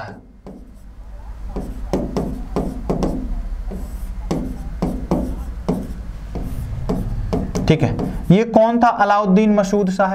तो देखिए, अलाउद्दीन मसूद शाह के संबंध में ये कहा जाता है कि ये जो हमने देखा था फिरोज शाह, रुकनुद्दीन फिरोज शाह का पुत्र था। क्या नाम था इसका? अलाउद्दीन मसूद शाह। और इसको दिल्ली के अमीरों के द्वारा 1242 में गद्दी पर बैठाया जाता है, और ये 1246 तक जो है ये गद्दी पर बैठा रहता है। ठीक है, ऐसा करके। इसके समय ऐसी कोई विशेष घटना नहीं हुई, अगर हम बात करें कि जो कैसा हो, हमारे एग्जाम के पॉइंट ऑफ व्यू से कैसा हो, काम की हो, और ना ही कुछ ऐसा हमें फैक्चुअल डेटा यहाँ पर देखने को मिल जाता है। बस आप ये समझ लीजिए कि इसके समय एक चीज जरूर हुई कि जो तुर्कान चहलगानी हुआ करता था, उस तुर्कान चहलगानी में एक व्यक्ति था जिसका नाम था बलबन। बलबन जो है एक महत्वपूर्ण पद पर वो पहुंच गया था। ठीक है, ऐसा करके। अलाउद्दीन के बाद जो अगला शासक बनता है, जिसका नाम था नासिरुद्दीन। क्या नाम हुआ करता था? नासिरुद्दीन नामक व्यक्ति था। नासिरुद्दीन जो है ये 1246 में गद्दी पर बैठता है और 1266 तक गद्दी पर बैठा रहता है। ऐसा करके ये एक महत्वपूर्ण शासक था। इसको तो अगर आप ना भी याद रखें तो भी कोई मतलब नहीं है। ठीक है, बस नासिरुद्दीन को जरूर आप याद रखिएगा कि नासिरुद्दीन जो है वो 1246 में गद्दी पर बैठता है, और कौन था? 1266 तक जो है वो गद्दी पर बैठा रहता है। ठीक है, ऐसा करके। अलाउद्दीन मसूद के समय में बलबन नामक जो व्यक्ति हुआ करता था, जो तुर्कान चहलगानी का सदस्य था, इसी के द्वारा बाद में अलाउद्दीन मसूद शाह को हटाकर और नासिरुद्दीन महमूद को गद्दी पर बिठाया गया था। इसका मतलब है कि नासिरुद्दीन के समय में बलबन की स्थिति कैसी हो जाएगी? अच्छी हो जाएगी। बात समझे? ऐसा करके। नासिरुद्दीन के संबंध में यह कहा जाता है कि ये एक योग्य व्यक्ति हुआ करता था। कैसा था? योग्य व्यक्ति हुआ करता था। और शासन चलाने के संबंध में कहा जाता है कि इसने शासन व्यवस्था भी ठीक तरीके से संचालित की थी। इसके संबंध में जो तत्कालीन इतिहासकार हैं वो कहते हैं कि ये बहुत ही, मतलब आप कह सकते हैं कि इसका जीवन जो है बहुत सादा हुआ करता था। कैसा था? बहुत सादा हुआ करता था। ऐसा। और अपने जीवन के संबंध में कहा जाता है कि अपने जीवन का यापन करने के लिए राज्य की तरफ से कोई धन नहीं लेता था, बल्कि क्या करता था? स्वयं काम करता था और टोपी सीता था। क्या करता था? टोपी सीता था। ऐसे करके टोपी बनाता था। आप क्या कह सकते हैं कि टोपी बनाता था। ऐसा। और टोपी बनाने के बाद जो उससे धन मिलता था उस धन से वो क्या करता था, अपने जीवन का निर्वहन करता था। साथ ही ये कुरान की प्रतिलिपियों को बनाता था। क्या करता था, कुरान जो हुआ करता था उसकी प्रतिलिपि तैयार करता था, और कुरान की प्रतिलिपि तैयार करने के बाद अगर हम बात करें उसको बेचता था, और उससे जो धन प्राप्त होता था उससे अपने जीवन का निर्वहन किया करता था। ठीक, ऐसा करके इसके संबंध में कहा जाता है कि बलवन की स्थिति मजबूत होती है। और बलवन क्या करता है, 1249 की बात है, 1249 की बात है, 1249 में अपनी पुत्री का विवाह नासरुद्दीन से कर देता है। किससे कर देता है, नासरुद्दीन से कर देता है, ऐसा करके। और 1249 में जब अपनी पुत्री का विवाह नासरुद्दीन से कर देता है तो नासरुद्दीन जो है वो बलवन को नायब ए ममलिकात के पद पर पहुंचा देता है। कौन से, नायब ए ममलिकात के पद पर पहुंचा देता है, ऐसा करके। यानी कि आप कह सकते हैं कि नासरुद्दीन के समय में जो शासन की शक्ति रही वो किसके हाथ में रही, बलवन के हाथ में रही। बात समझे, ऐसा करके। आगे हमें ये देखने को मिलता है कि लगभग 1266 तक जो है ये गद्दी पर बैठा रहता है, शासन चलाता रहता है, लेकिन 1266 में इसकी हत्या कर दी जाती है। ठीक है, ऐसा करके। और 1266 में जब इसकी हत्या कर दी जाती है तो हत्या करने के बाद जो अगला शासक होता है जिसका नाम था बलवन। क्या नाम था, बलवन। अब कुछ इतिहासकार इसमें ये कहते हैं और कुछ लोग ऐसा कहते हैं कि नासरुद्दीन की हत्या बलवन ने की है, जबकि कुछ इतिहासकार ऐसा कहते हैं कि बलवन को हत्या करने की जरूरत ही नहीं थी, क्योंकि देखो एक तो उसने अपनी पुत्री का विवाह नासरुद्दीन से किया था, एक चीज, दूसरी चीज वो नायब ममलिकात के पद पर था, यानी राज्य के सारे अधिकार तो ऑलरेडी उसके हाथ में हुआ करते थे, तो बलवन को हत्या करने की जरूरत क्या थी। समझ रहे हो ना, ऐसा। बलवन ने भी एक दो जगह इस बात को समझाने की कोशिश की है कि हमने नासरुद्दीन की हत्या नहीं की है, ठीक है, ऐसा करके। लेकिन अंतोगत्वा 1266 में क्या होता है, नासरुद्दीन की हत्या हो जाती है, और हत्या होने के बाद वो गद्दी से हट जाता है, और अगला शासक कौन बनता है, बलवन बनता है, जिसका पूरा नाम हुआ करता था गयासुद्दीन बलवन। क्या नाम था, गयासुद्दीन बलवन। ठीक है, गयासुद्दीन बलवन जो है ये 1266 में बैठता है और 1286 तक बना रहता है। कब तक, 1286 तक रहता है। ठीक है दोस्तों, ऐसा करके। तो ये बताइए यहां तक कोई समस्या, कोई डाउट आप लोगों को।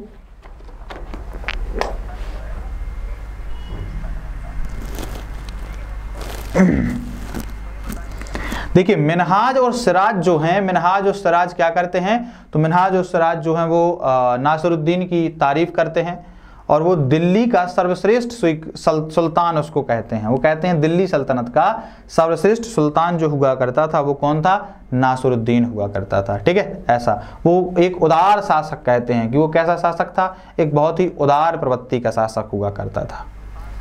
बात समझ आ रही।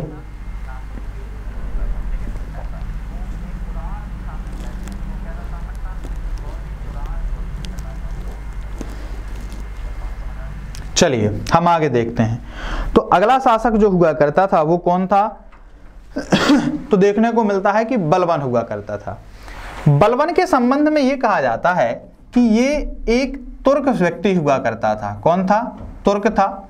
और तुर्कों में भी कौन हुआ करता था, तो ये एक एलवरी तुर्क हुआ करता था। कौन था, एक एलवरी तुर्क हुआ करता था। और यही कारण है कि बलवन अपने आप को वो एक उच्च वंश का बताता था। कौन से वंश का बताता था, एक उच्च वंश का बताता था। ठीक है, ऐसा करके उसका मानना था कि मेरा जो वंश है वो कैसा है, वो मुस्लिम में एक उच्च वंश है, उच्च कुल का व्यक्ति हुआ करता था वो। ठीक, ऐसा। इसका पूरा नाम क्या था, तो गयासुद्दीन बलवन हुआ करता था, जो कब गद्दी पर बैठता है, 1266 में। ऐसा माना जाता है कि जब इल्तुतमिश के द्वारा ग्वालियर पर आक्रमण किया गया था, तो ग्वालियर पर आक्रमण करते समय, ग्वालियर पर आक्रमण करने के बाद इल्तुतमिश के द्वारा बलवन को खरीदा गया था। यानी बलवन जो है वो किसका दास था, तो वो इल्तुतमिश का गुलाम या दास हुआ करता था। और जब इल्तुतमिश के द्वारा तुर्कान ए चहलगानी का गठन किया गया था, तो इल्तुतमिश ने बलवन को तुर्कान ए चहलगानी का सदस्य बना दिया था। किसका सदस्य बना दिया था, तो तुर्कान ए चहलगानी का उसने इसको सदस्य बना दिया था। बात क्लियर, ऐसा करके। और इस तरीके से वो तुर्कान चहलगानी में शामिल हो गया था। धीरे धीरे अपनी स्थिति को वो मजबूत करता रहा, जैसे जैसे उसको मौका मिला तो वो अपनी स्थिति को मजबूत करता रहा। और नासिरुद्दीन महमूद के समय पर वो किसके पद पर पहुंच गया? तो मैंने बताया था आपको, नायबे ममलिकात के पद पर पहुंच गया। और उसने नासिरुद्दीन के समय अपनी स्थिति इतनी मजबूत कर ली कि जब नासिरुद्दीन की मृत्यु हुई तो मृत्यु होने के बाद वहां का दिल्ली का अगला शासक कौन बना? तो गयासुद्दीन बलबन बना। बात क्लियर, ऐसा करके। अब देखिए, जब बलबन गद्दी पर बैठा तो वो शासन को बहुत अच्छे से जानता था। क्यों? क्योंकि देखो इल्तुतमिश के समय में ही शासन में था और तुर्कान चहलगानी में शामिल हुआ करता था। तो उसने शासन व्यवस्था को सुदृढ़ बनाया, ठीक है। और जो सुल्तान का पद हुआ करता था उसको मजबूती प्रदान की। तो बलबन के समय में हम उसके शासन को कुछ इस तरीके से देख सकते हैं। सबसे पहले अगर हम बात करें तो हम देखेंगे उसका राजत्व सिद्धांत। क्या देखेंगे? राजत्व सिद्धांत। राजत्व सिद्धांत के अंतर्गत अगर हम बात करें तो दिल्ली सल्तनत में राजत्व सिद्धांत घोषित करने वाला बलबन पहला व्यक्ति हुआ करता था। कौन था? पहला व्यक्ति हुआ करता था। उसका ऐसा मानना था कि जो सुल्तान है, कौन है? सुल्तान जो है वो सुल्तान कौन होता है? तो उसने बोला कि सुल्तान जो है वो ईश्वर की परछाई है। क्या है? ईश्वर की परछाई है, ठीक है। और उसने यहां पर कहा कि इस राज्य में जो सुल्तान का पद होता है वो ईश्वर के बाद दूसरे नंबर का होता है। किसके बाद? ईश्वर के बाद दूसरे नंबर का है। यानी पहले स्तर पर कौन है? भगवान है, ईश्वर है। और दूसरे स्तर पर कौन है? तो उसने बोला कि सुल्तान है।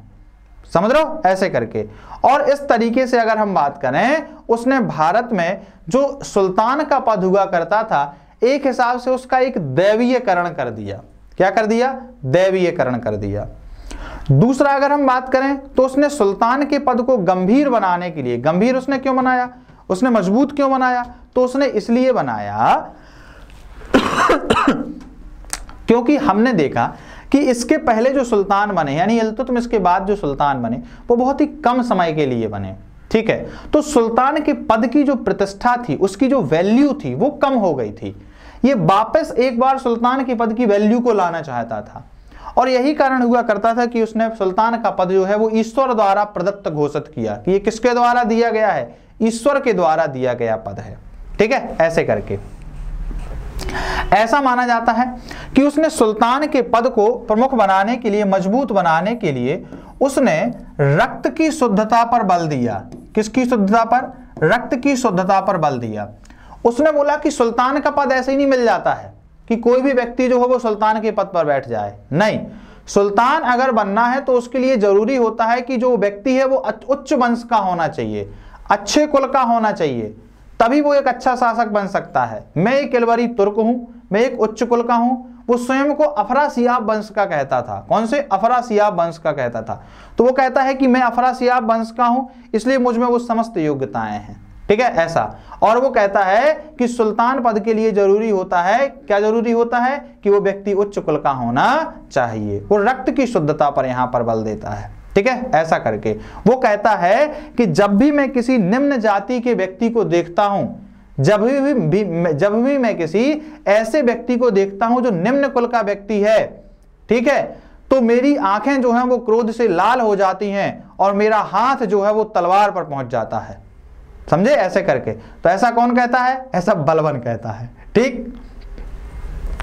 दूसरा हमें यह भी पता चलता है कि ये सुल्तान के पद को गंभीर बनाने के लिए ये जो इसका दरबार हुआ करता था उस दरबार को अनुशासित कर देता है। क्या कर देता है? दरबार को अनुशासित कर देता है। यानी कि वो वहां पर कुछ रेगुलेशन रूल्स लेके आता है, ठीक है, और डिसिप्लिन मेंटेन करता है। क्या डिसिप्लिन मेंटेन करता है? सबसे पहले तो वो ये कहता है कि कोई भी व्यक्ति जब दरबार में आए तो ऐसा नहीं है कि जब जिसकी इच्छा हुई तब वो कहां चला गया, दरबार में आए। बिना परमिशन के कोई नहीं आ सकता है, एक चीज। दूसरी चीज, दरबार में आने के लिए उन्हीं व्यक्तियों को परमिशन दी जाएगी जिनको ऐसा लगता है कि ये कैसे हैं, योग्य व्यक्ति हैं। तीसरी चीज, छोटे सरदार भी अगर बलबन से मिलने का अधिकार, डायरेक्ट मिलने का अधिकार सिर्फ बड़े अधिकारियों को हुआ करता था और बड़े सरदारों को हुआ करता था। ना बलबन स्वयं जो है ना तो कभी छोटे सरदारों से मिलता था, ना कभी छोटे अधिकारियों से बात करता था। साथ ही साथ वो हमेशा टिप टॉप रहता था, यानी अच्छे वस्त्र पहनता था और अपने आप को एक उच्च व्यक्ति दिखलाने की कोशिश करता था। ठीक है, उसने जो दरबार में गंभीर मुद्रा में रहने का आदेश दिया, उसने कहा दरबार अनुशासित होगा, कोई हमेशा व्यक्ति गंभीर मुद्रा में रहेगा, दरबार में कोई मजाक नहीं होगी, कोई हंसेगा नहीं, कोई नाचगान नहीं होगा, कोई डांस नहीं होगा यहाँ पर, और ना ही दरबार में किसी भी प्रकार की कोई पार्टी होगी, यानी शराब पी जाएगी। समझे? ऐसे करके उसने इस प्रकार की चीजों से दरबार को क्या कर दिया? अनुशासित कर दिया। ठीक, आम जनता से मिलना जुलना उसने बंद कर दिया। समझे? ऐसे करके क्यों? क्योंकि उसने कहा कि जैसे भगवान है ना, तो उसने कहा कि भगवान की परछाई होता है सुल्तान, और ईश्वर से ऐसा तो नहीं है कि आपकी जब इच्छा हुई तो आप चले जाओ जाके बैल बजा दो मिलने के लिए, ऐसा नहीं हो सकता है ना। तो उसने कहा ऐसे ही जो सुल्तान है वो ईश्वर की परछाई है, इसलिए ये भी जरूरी नहीं है कि कोई भी आ जाए और कभी भी सुल्तान से मिल ले। अगर सुल्तान से मिलना है तो अपॉइंटमेंट लेना पड़ेगा। ठीक है, और आप उसके बाद ही क्या कर सकते हैं? सुल्तान से मिल सकते हैं। ठीक, ऐसा करके यहां पर कुछ इतिहासकारों के द्वारा कहा गया है कि जो बलबन हुआ करता था वो एक अच्छा अभिनेता हुआ करता था। कौन था? बलबन जो है वो कैसा था? एक अच्छा एक्टर हुआ करता था। ठीक, ऐसा करके अब देखिए आगे जाके क्या होता है। तो बलबन के समय में हमें ये पता चलता है कि उसके समय बंगाल में विद्रोह होता है। कहां पर विद्रोह होता है? तो बंगाल में विद्रोह होता है। पहले ये बताइए कि इतनी बात आप लोगों को समझ में आ रही है?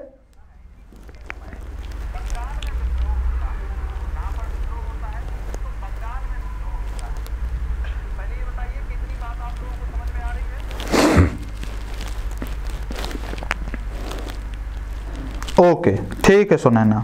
चलिए अब देखिए इसके समय में हमें यह पता चलता है कि बंगाल में विद्रोह होता है। जिस समय बंगाल में विद्रोह होता है, यानी कि बलबन जब दिल्ली का शासक था, उस समय बंगाल का जो सूबेदार हुआ करता था जिसका नाम था तुगरिल खां। क्या नाम हुआ करता था? तो तुगरिल खां नामक व्यक्ति जो है वो यहाँ का शासक था। अब हुआ ये कि बंगाल में तुगरिल खां ने विद्रोह कर दिया। जब तुगरिल खां ने यहां पर विद्रोह किया तो बलबन के द्वारा अपने पुत्र को भेजा गया, अपने लड़के को भेजा गया, और उसके लड़के का नाम क्या था? तो बलबन के लड़के का नाम था बुगरा खां। क्या नाम था? तो बुगरा खां को भेजा गया। बुगरा खां गया और उसने तुगरिल खां से युद्ध किया, लेकिन हुआ यह कि बुगरा खां पराजित हो गया। बात समझे? ऐसा करके, और जब ये यहां से पराजित हुआ तो वापस आया और बलबन से बोला कि पापा बहुत मारा मुझे यहां पर। किसने? तुगरिल खां के द्वारा। ठीक, जब बलबन को इस बात का पता चला कि बुगरा खां यहां पर पराजित हो गया है, तो पहली बात तो यह कि वो बुगरा खां पर बहुत नाराज हुआ कि तुम पराजित कैसे हो गए, इतनी बड़ी सेना लेके गए थे। दूसरा उसने कहा कि चलो ठीक है, कोई बात नहीं है, अगर तुम पराजित हो गए तो कोई बात नहीं, मैं चलता हूं। तो बंगाल के विद्रोह को दबाने के लिए जो बलबन है वो स्वयं कहां से? दिल्ली से आगे बढ़ा और कहां पहुंचता है? बंगाल पहुंचता है। और बंगाल पहुंचने के पश्चात तुगरिल खां से वो युद्ध करता है, जिसमें कहा जाता है कि तुगरिल खां हार गया। ठीक है, जब तुगरिल खां यहां पर पराजित हो जाता है तो बंगाल में बोला जाता है कि जो इसकी राजधानी हुआ करती थी लखनौती, लखनौती में 2 मील लंबा एक तख्त लगवाया जाता है। क्या करवाया जाता है? एक तख्त लगवाया जाता है, और उस तख्त पर तुगरिल खां के जितने भी समर्थक हुआ करते थे, यानी इसके जितने भी सपोर्टर हुआ करते थे, उन सभी सपोर्टरों को सरेआम फांसी दे दी जाती है। यानी पब्लिकली उनको क्या कर दिया जाता है? फांसी पर लटका दिया जाता है। साथ ही जो तुगरिल खां हुआ करता था, तुगरिल खां को फांसी देने के पश्चात इससे इसकी खाल को निकलवाया जाता है, चमड़ी को निकलवाया जाता है, और निकलवाने के बाद जिसमें भूसा भरवा के 1 माह तक पूरे बंगाल में घुमाया जाता है। समझे? ऐसा करके, और बलबन मैसेज देता है कि अगर आगे किसी व्यक्ति ने विद्रोह किया मेरे राज्य में तो समझ लेना कि उसकी कंडीशन कैसी हो सकती है। ठीक, ऐसा करके, और जब वो वहां से वापस जाता है तो अपने पुत्र बुगरा खां को जो है वो बंगाल का सूबेदार नियुक्त कर जाता है, बंगाल का गवर्नर नियुक्त कर जाता है, और उसके बाद वो वापस दिल्ली आ जाता है। कहते हैं कि उसका पुत्र बुगरा खां जो है इस घटना से इतना भयभीत हो गया, अपने पिता के इस कृत्य से इतना भयभीत हो गया कि जब बलबन की मृत्यु होती है तो मृत्यु पर भी जो बुगरा खां है वो दिल्ली नहीं आता है। समझ रहे हो, ऐसे करके। और वो कहता है कि हम मृत्यु के बाद भी कहां नहीं जा सकते हैं, दिल्ली नहीं जा सकते हैं। क्यों? क्योंकि वो डर गया था बहुत ज्यादा। समझे, ऐसा करके। तो ये चीज हमें देखने को मिल जाती है। दूसरा, बलबन अपने जीवन काल में दिल्ली से एक बार ही बाहर गया है, और वो काय के लिए गया है, तो वो गया है बंगाल का विद्रोह दबाने के लिए। ध्यान रखिएगा, बलबन अपने जीवन काल में एक बार ही दिल्ली से बाहर गया है, और बाहर वो किसके विद्रोह को दबाने के लिए, तो बंगाल के विद्रोह को दबाने के लिए बाहर गया था। बात क्लियर दोस्तों? इतनी बात समझ में आ रही है?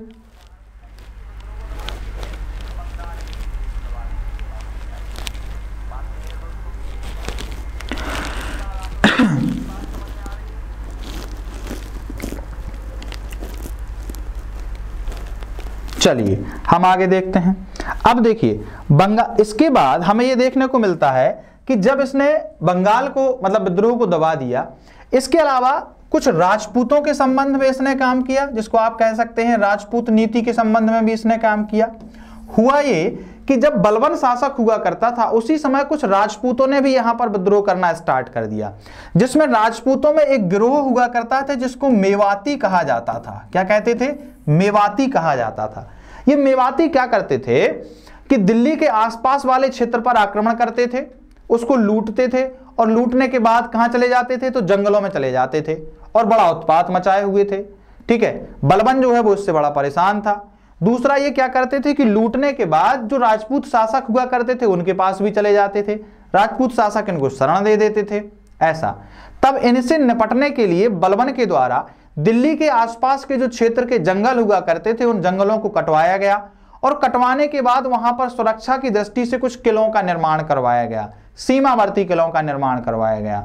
और ऐसे राजपूत जो इनको समर्थन देते थे, मेवातियों को सुरक्षा प्रदान करते थे, उनके संबंध में बलबन के द्वारा रक्त और लौह की नीति को अपनाया गया। कौन सी नीति को? रक्त और लौह की नीति को अपनाया गया। बात समझे? ऐसे करके रक्त और लौह की नीति का मतलब क्या होता है, यानी एक कठोर नीति को अपनाया गया। बोला गया कि अगर आप इनको, हमारे विरोधियों को समर्थन देंगे तो हम क्या करेंगे, आपको बख्शेंगे नहीं, छोड़ेंगे नहीं, हम रक्त बहाएंगे। समझ रहे? और लोहे का मतलब क्या है? कठोर नीति। तो कैसी नीति का अनुसरण किया गया? रक्त और लौह की नीति का अनुसरण किया गया। ध्यान रखिएगा, प्रश्न यहां से पूछा जाता है कि बलबन ने राजपूतों के संबंध में कौन सी नीति अपनाई थी, तो कौन सी नीति हुआ करती थी? रक्त और लौह की नीति हुआ करती थी।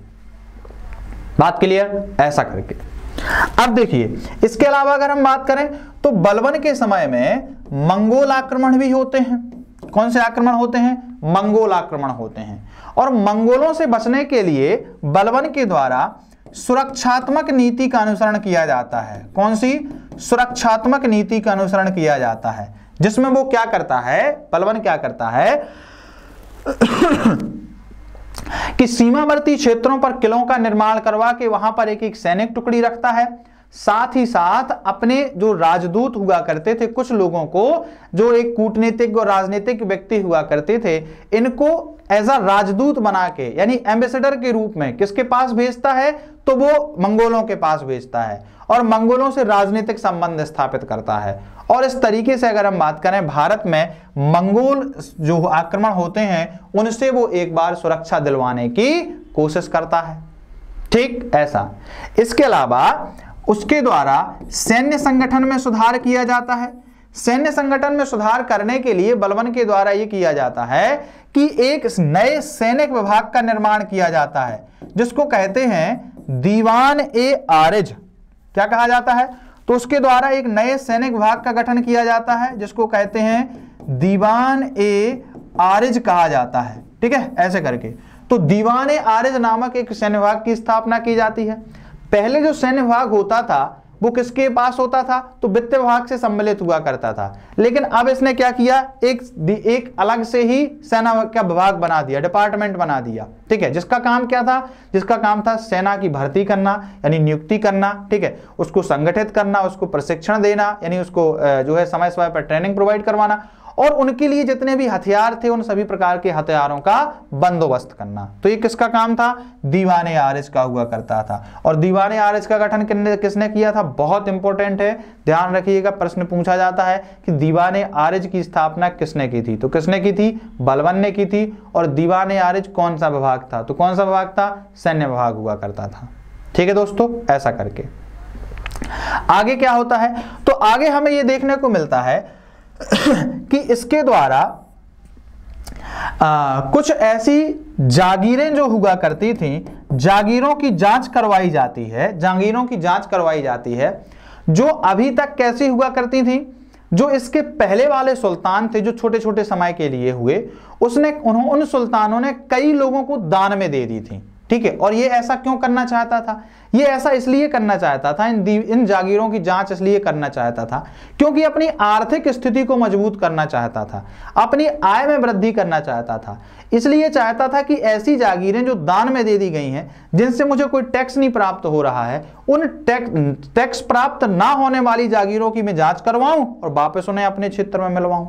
तब कहा जाता है कि इसने बहुत सारी ऐसी जागीरों की जांच करवाई और जांच करवाने के पश्चात उसके द्वारा आदेश दिया गया कि इन जागीरों का विलय हमारे यहां पर कर लिया जाए।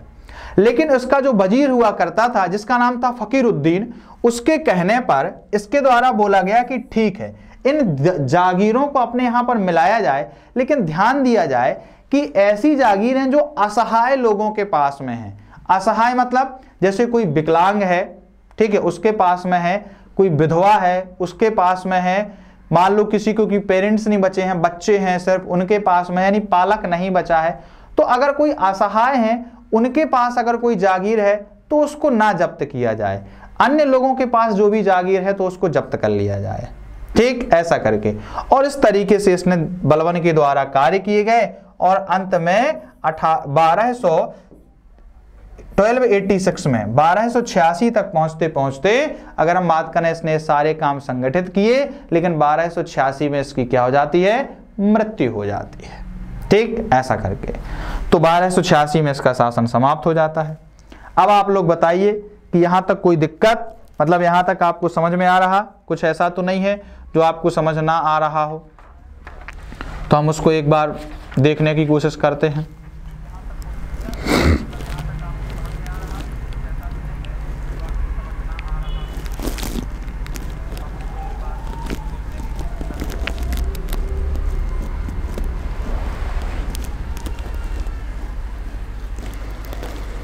ओके, चलिए अब देखिए 1286 में जब इसकी मृत्यु हो जाती है तो मृत्यु होने के बाद अगला शासक बनता है कैकुबाद। कौन हुआ करता था? कैकुबाद हुआ करता था। कैकुबाद नामक व्यक्ति शासक बना, जो कब बना? 1286 में, और कब तक रहा? 1290 तक। अब ये कैकुबाद कौन हुआ करता था? तो ये कैकुबाद जो है इसके बड़े पुत्र का पुत्र था। ठीक है, यानी कि जो इसका बड़ा पुत्र था जिसका नाम था नासिरुद्दीन, अच्छा नासिरुद्दीन इसके पुत्र का भी नाम हुआ करता था, उसका पुत्र हुआ करता था जिसका नाम क्या था? कैकुबाद हुआ करता था। तो कैकुबाद को उत्तराधिकारी घोषित किया गया।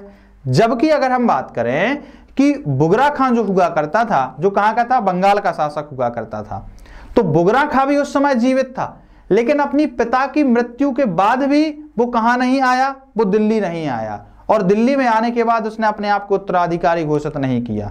ठीक है, ऐसा करके, और यही कारण हुआ करता था कि कैकुबाद नामक व्यक्ति जो है उसको क्या बनाया गया था? शासक बनाया गया। ठीक है, लेकिन कैकुबाद जो है एक अयोग्य व्यक्ति था। ठीक है, ऐसा नहीं हुआ करता था कि मतलब वो कोई योग्य व्यक्ति हो, और यही कारण था कि कुछ समय तक तो ये शासन यहां पर करता रहा, लेकिन धीरे धीरे जब उसको ऐसा लगने लगा कि हम शासन में पूर्णतः सक्षम नहीं हैं, तब उसने हासी के एक गवर्नर हुआ करते थे जिनका नाम था जलालुद्दीन खिलजी। क्या नाम था?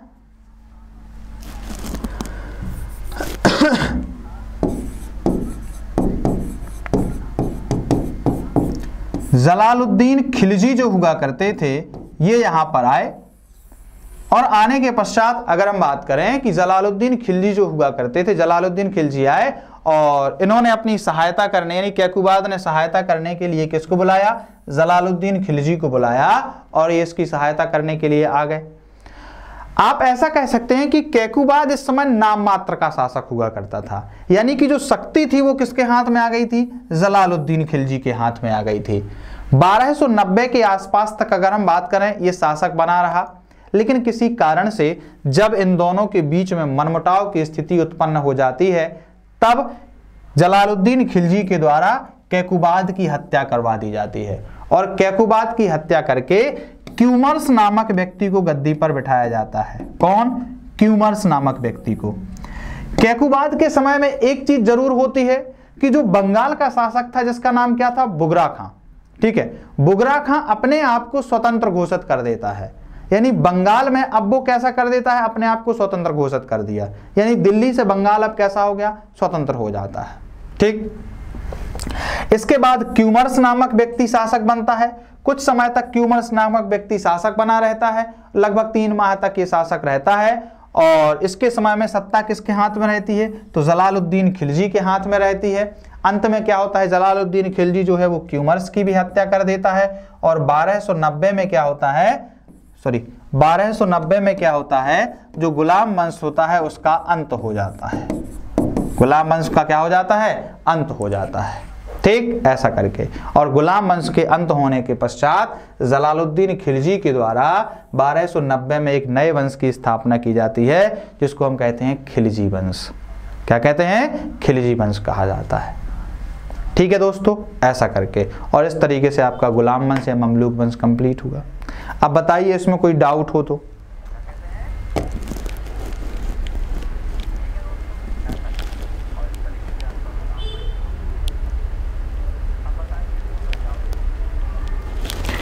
मंगोल, अच्छा बेटा, चीन के ऊपर जो चाइना है, आज चाइना के ऊपर और रसिया के नीचे जो आज का मंगोल आप देखेंगे तो वो हुआ करता था जिसको मंगोलिया कहा जाता है। ठीक है, ऐसे करके वो आज का मंगोलिया है। लेकिन जिस समय, उस समय की अगर हम बात करें तो क्षेत्र तो वही हुआ करता था, लेकिन उनका एरिया बहुत ज्यादा था, क्योंकि चंगेज खां के द्वारा और उसके आगे आने वाले वंशजों के द्वारा जब अपने साम्राज्य का विस्तार किया तो उन्होंने चीन को भी जीत लिया, रसिया के हिस्से को भी जीत लिया और यहाँ मध्य एशिया तक जीत लिया था, यानी यूरोपीय क्षेत्र तक वो पहुंच गए थे। और ऐसे करके हमें देखने को मिलता है कि वो यहाँ तक चीजें पहुंच गए थे और पहुंचने के बाद फिर ने क्या बोलते हैं, अपना अधिकार कर लिया था, है ना, ऐसा। ठीक, ऐसा। चलिए, यहां पर मैं एक जगह थोड़ा सा कंफ्यूज हो गया हूं, आपका डाउट यहां पर हो सकता है या कहीं पढ़ें तो उसको मैं एक बार क्लियर कर देता हूं। ठीक है, ऐसा कि जो कैकुबाद हुआ करता था, ये कैकुबाद बुगरा खां का पुत्र था। किसका? बुगरा खां का पुत्र हुआ करता था। ठीक है, ऐसा करके जो बलबन का दूसरा पुत्र हुआ करता था जिसका नाम था मोहम्मद, और मोहम्मद का जो पुत्र था जिसका नाम था कै खुसरो। क्या नाम हुआ करता था? कै खुसरो हुआ करता था। ठीक है, तो ये कहानी थोड़ा सा आप फिर से समझ लीजिए। बलबन की मृत्यु के बाद कै खुसरो को उत्तराधिकारी घोषित किया जाता है। किसको? कै खुसरो को उत्तराधिकारी घोषित किया जाता है। लेकिन कै खुसरो को उत्तराधिकारी ना बनाते हुए दिल्ली के अमीरों के द्वारा कैकुबाद को शासक घोषित कर दिया जाता है। किसको? कैकुबाद को शासक घोषित कर दिया जाता है। और बाद में कैकुबाद के बाद फिर किसको बनाया जाता है? तो क्यूमर्स को शासक बना दिया जाता है। बात क्लियर? ऐसा करके तो इस तरीके से चीजें जो है वो हमें यहां पर दिखाई दे जाती हैं।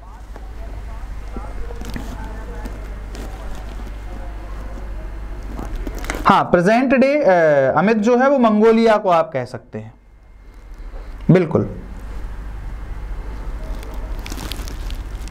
ठीक है। चलिए, आप लोगों की तरफ से और कोई डाउट तो नहीं है तो मुझे बताइए प्लीज। ठीक है, ओके सुनैना। तो आज का सेशन जो है वो हम यहीं पर कंप्लीट करते हैं, क्योंकि आज का जो टॉपिक है वो हमारा कंप्लीट हो गया है।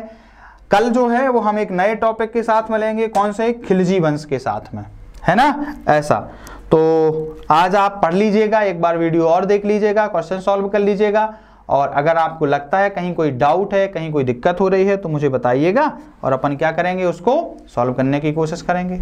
ठीक, तो आज का सेशन हम यहीं पर कंप्लीट करते हैं, एंड करते हैं। चलिए, बहुत बहुत धन्यवाद। Thank you so much.